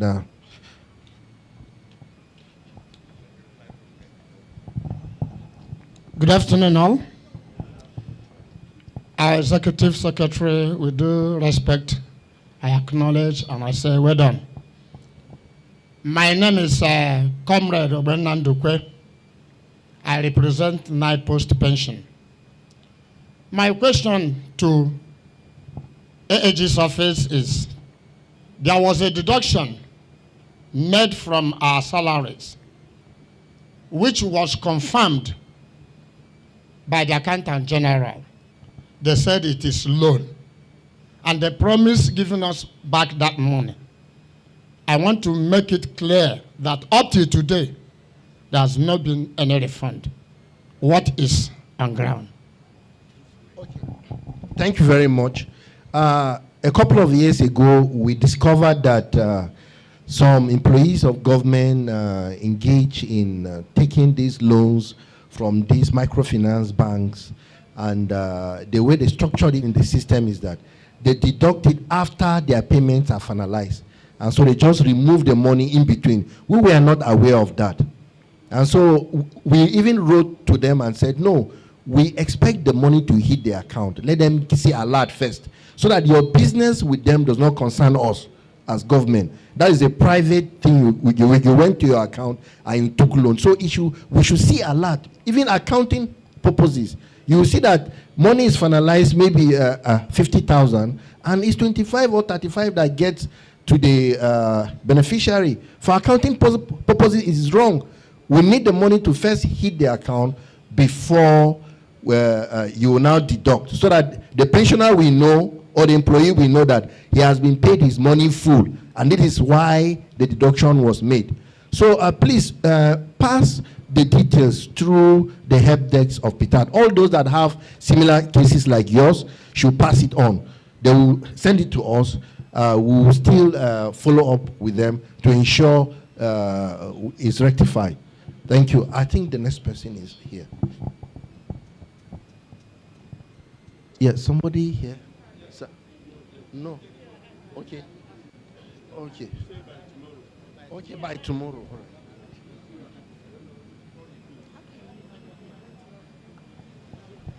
Thank you, sir. I stand on the existing protocols. My name remains Chief Iken Naduru. I represent Napo, Abia State. Before you go and before the NUP, these questions relate to NUP, the Accountant General, maybe the years. Sometime last year in December, we were in Abuja for executive meeting of NAPO. And we were strongly promised that before the last regime of President Buhari leaves, that will be the last spoken about our harmonization, that it will be paid up till now. Now that you are the Accountant General, you are here. What do we expect, sir?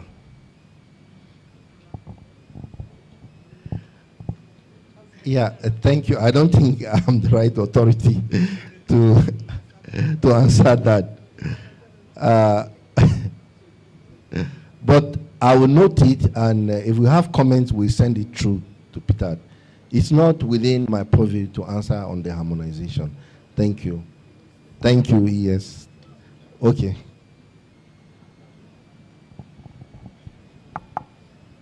Thank you, sir. My name is Mary Ezinne Ikeji. I'm a PDO from Alvanikoku Federal College of Education. Is it possible for a pensioner who wishes to change his account? Is it possible for him to change his account? Number two, how long does it take? I am asking this question because one of our pensioners was scammed.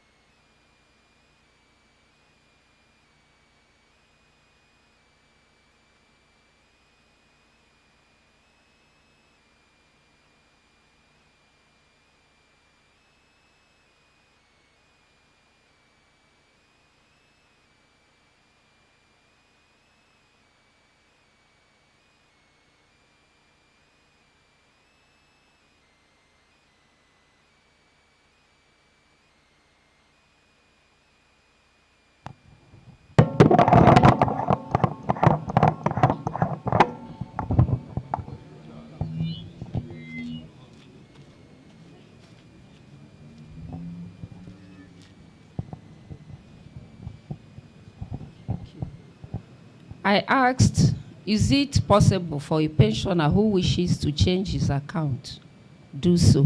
And how long does it take? A pensioner was scammed.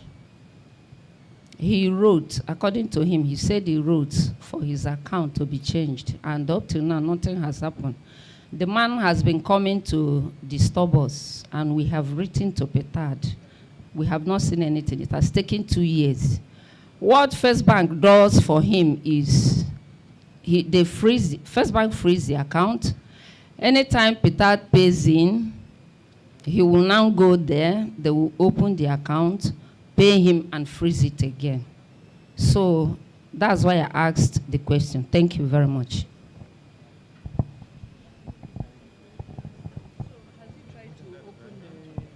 I think I'll give it the mic.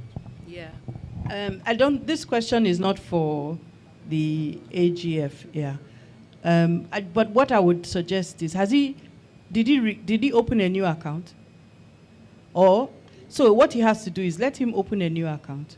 Then he bring a bank statement for the new account. Then he should write a letter to the ES, explain that what is happening with the old account, and request for this new account to now become his pension, and then we'll do the change for him. And then you should attach a letter from the bank also, saying that he's not owing the bank, He should attach a letter of non-indebtedness. Then we'll go ahead and make the change for him. Okay, thank you. Okay. Okay, and the last one, maybe, because...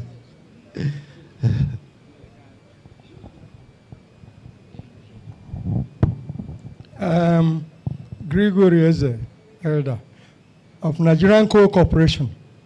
Please, in the last I'm Alive program we had, there are some people, their faces were not captured by that machine.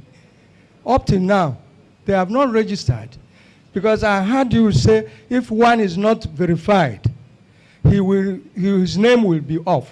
He will not get the pay. What will the people do? Please, I don't know whether I'm going to do a new Alive soon, as from August, as you said, as you said here. If their faces are not captured again, what will they do, please? Thank you so much, sir. I believe these and other questions are going to be taken care of tomorrow as they promised. But let me give to Director. All right, sir. Earlier on, you approached us and we said we were going to discuss with you. But the I'm Alive confirmation solution is only for pensioners who have been verified. And so far, we pay pension to only pensioners who have been verified. And if you have been verified, right? And the people that you're talking about have also been verified. All right, no problem. At the end of this session, we are going to see you and discuss so that we can understand the problem. Thank you very much, Mr. Schelling.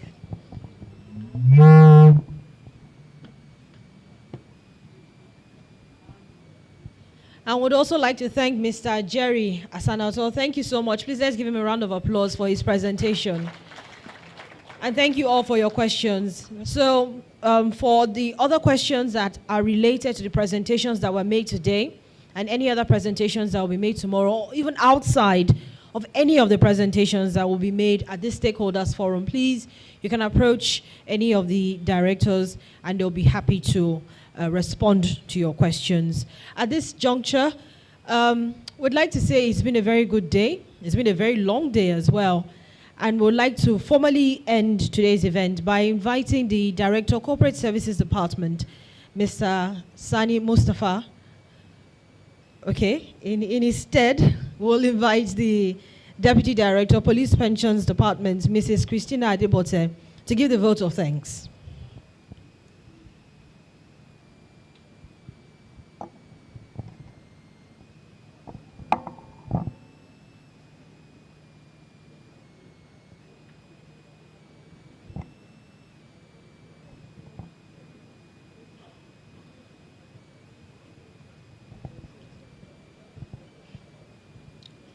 Good afternoon, ES.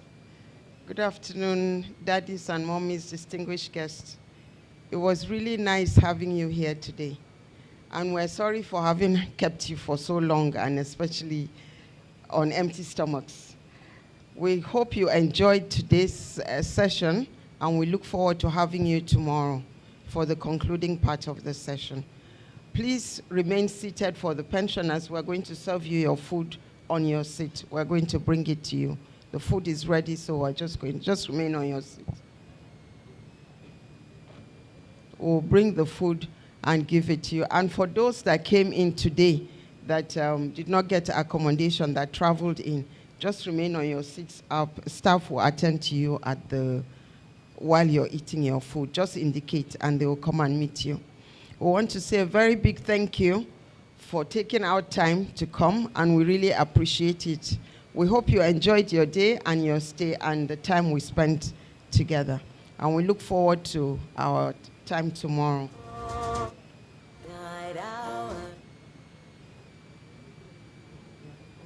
We look forward to our time with you tomorrow. So please, after eating your food, we'll go home and rest so that we'll come back refreshed tomorrow for the next day. Thank you so much. Have a nice afternoon. Thank you so much, Mrs. Adebote. Please, I remembered something. When the chairman of the Anambra State NUP was reading his address, he mentioned the fact that we had to change the dates of this particular stakeholder engagement. And there were a lot of people who had headed towards here to attend that engagement, and only to find out that it wasn't holding again, which means that our communication didn't get to them. Please, I would like to apologize on behalf of Ptad for that particular incident. It wasn't our fault. We got a message that there was a stay-at-home declared for the whole of the Southeast, and we didn't want to put our pensioners to risk. That was the only reason why we changed that stakeholder engagement and gave another date for it, so that nobody gets injured or anything just because they were coming for a stakeholder engagement. So we sincerely apologize. Thank you very much, ES. If we accepted the apology, I think we can do better. The Executive Secretary, Dr. Chioma Ejikeme, thank you so much for that. Can we please rise to our feet as we take the second stanza of the national anthem to end today's program? And don't forget, you should remain on your seat. Lunch will be served to you where you are seated.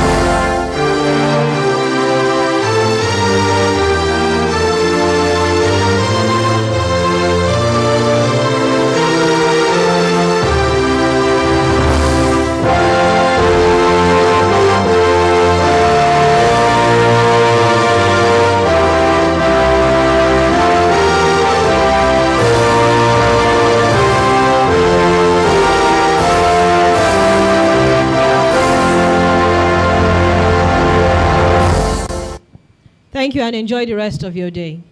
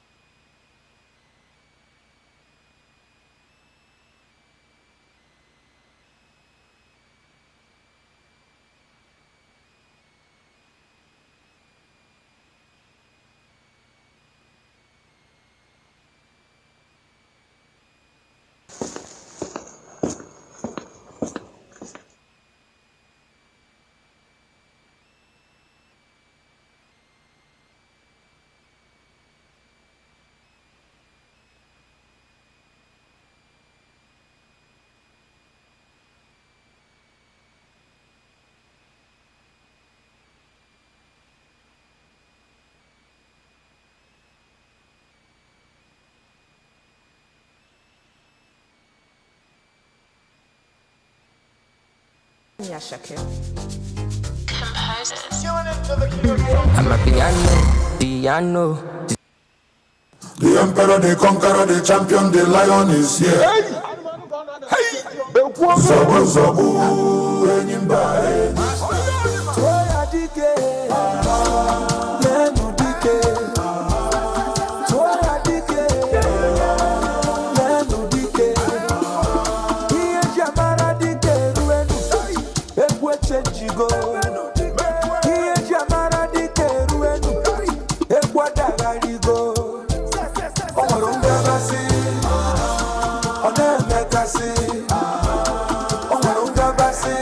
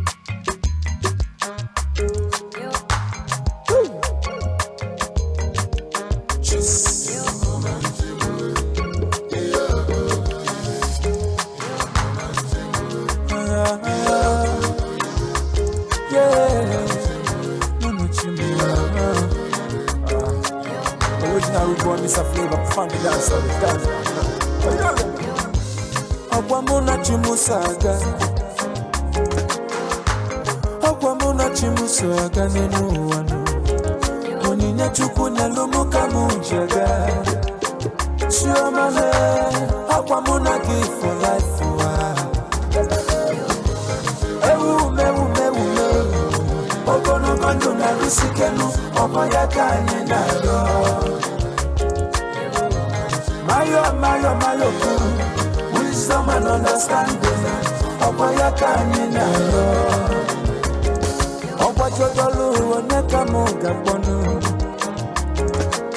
Akwalele kamune benebe Lichu wabo Wamuna chimusaga Lijawele Okwayaka ninayo Aichebe Ainaba Aichebe Ainaba Ufuobi kaichi ejona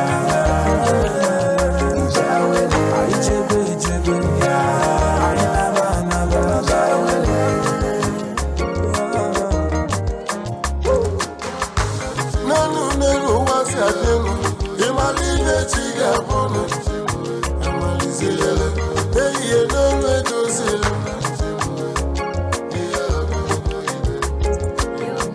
Ema bakanila akueku, umo bili iboda flevo. Ijere mama, ena nuge kunara, hey ye.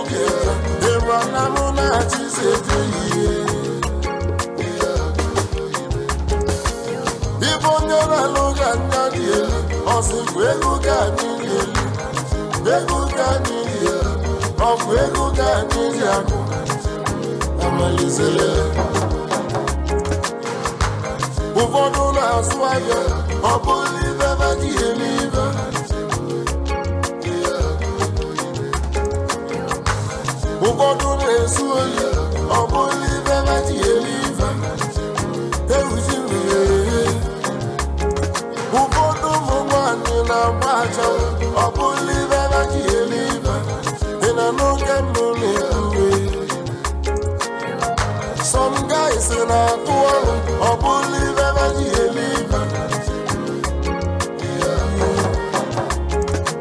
Woman in a two Jay, Oboli don't tire. In a no, everybody wants to have Mineluana, Ubodo Nimevana was on.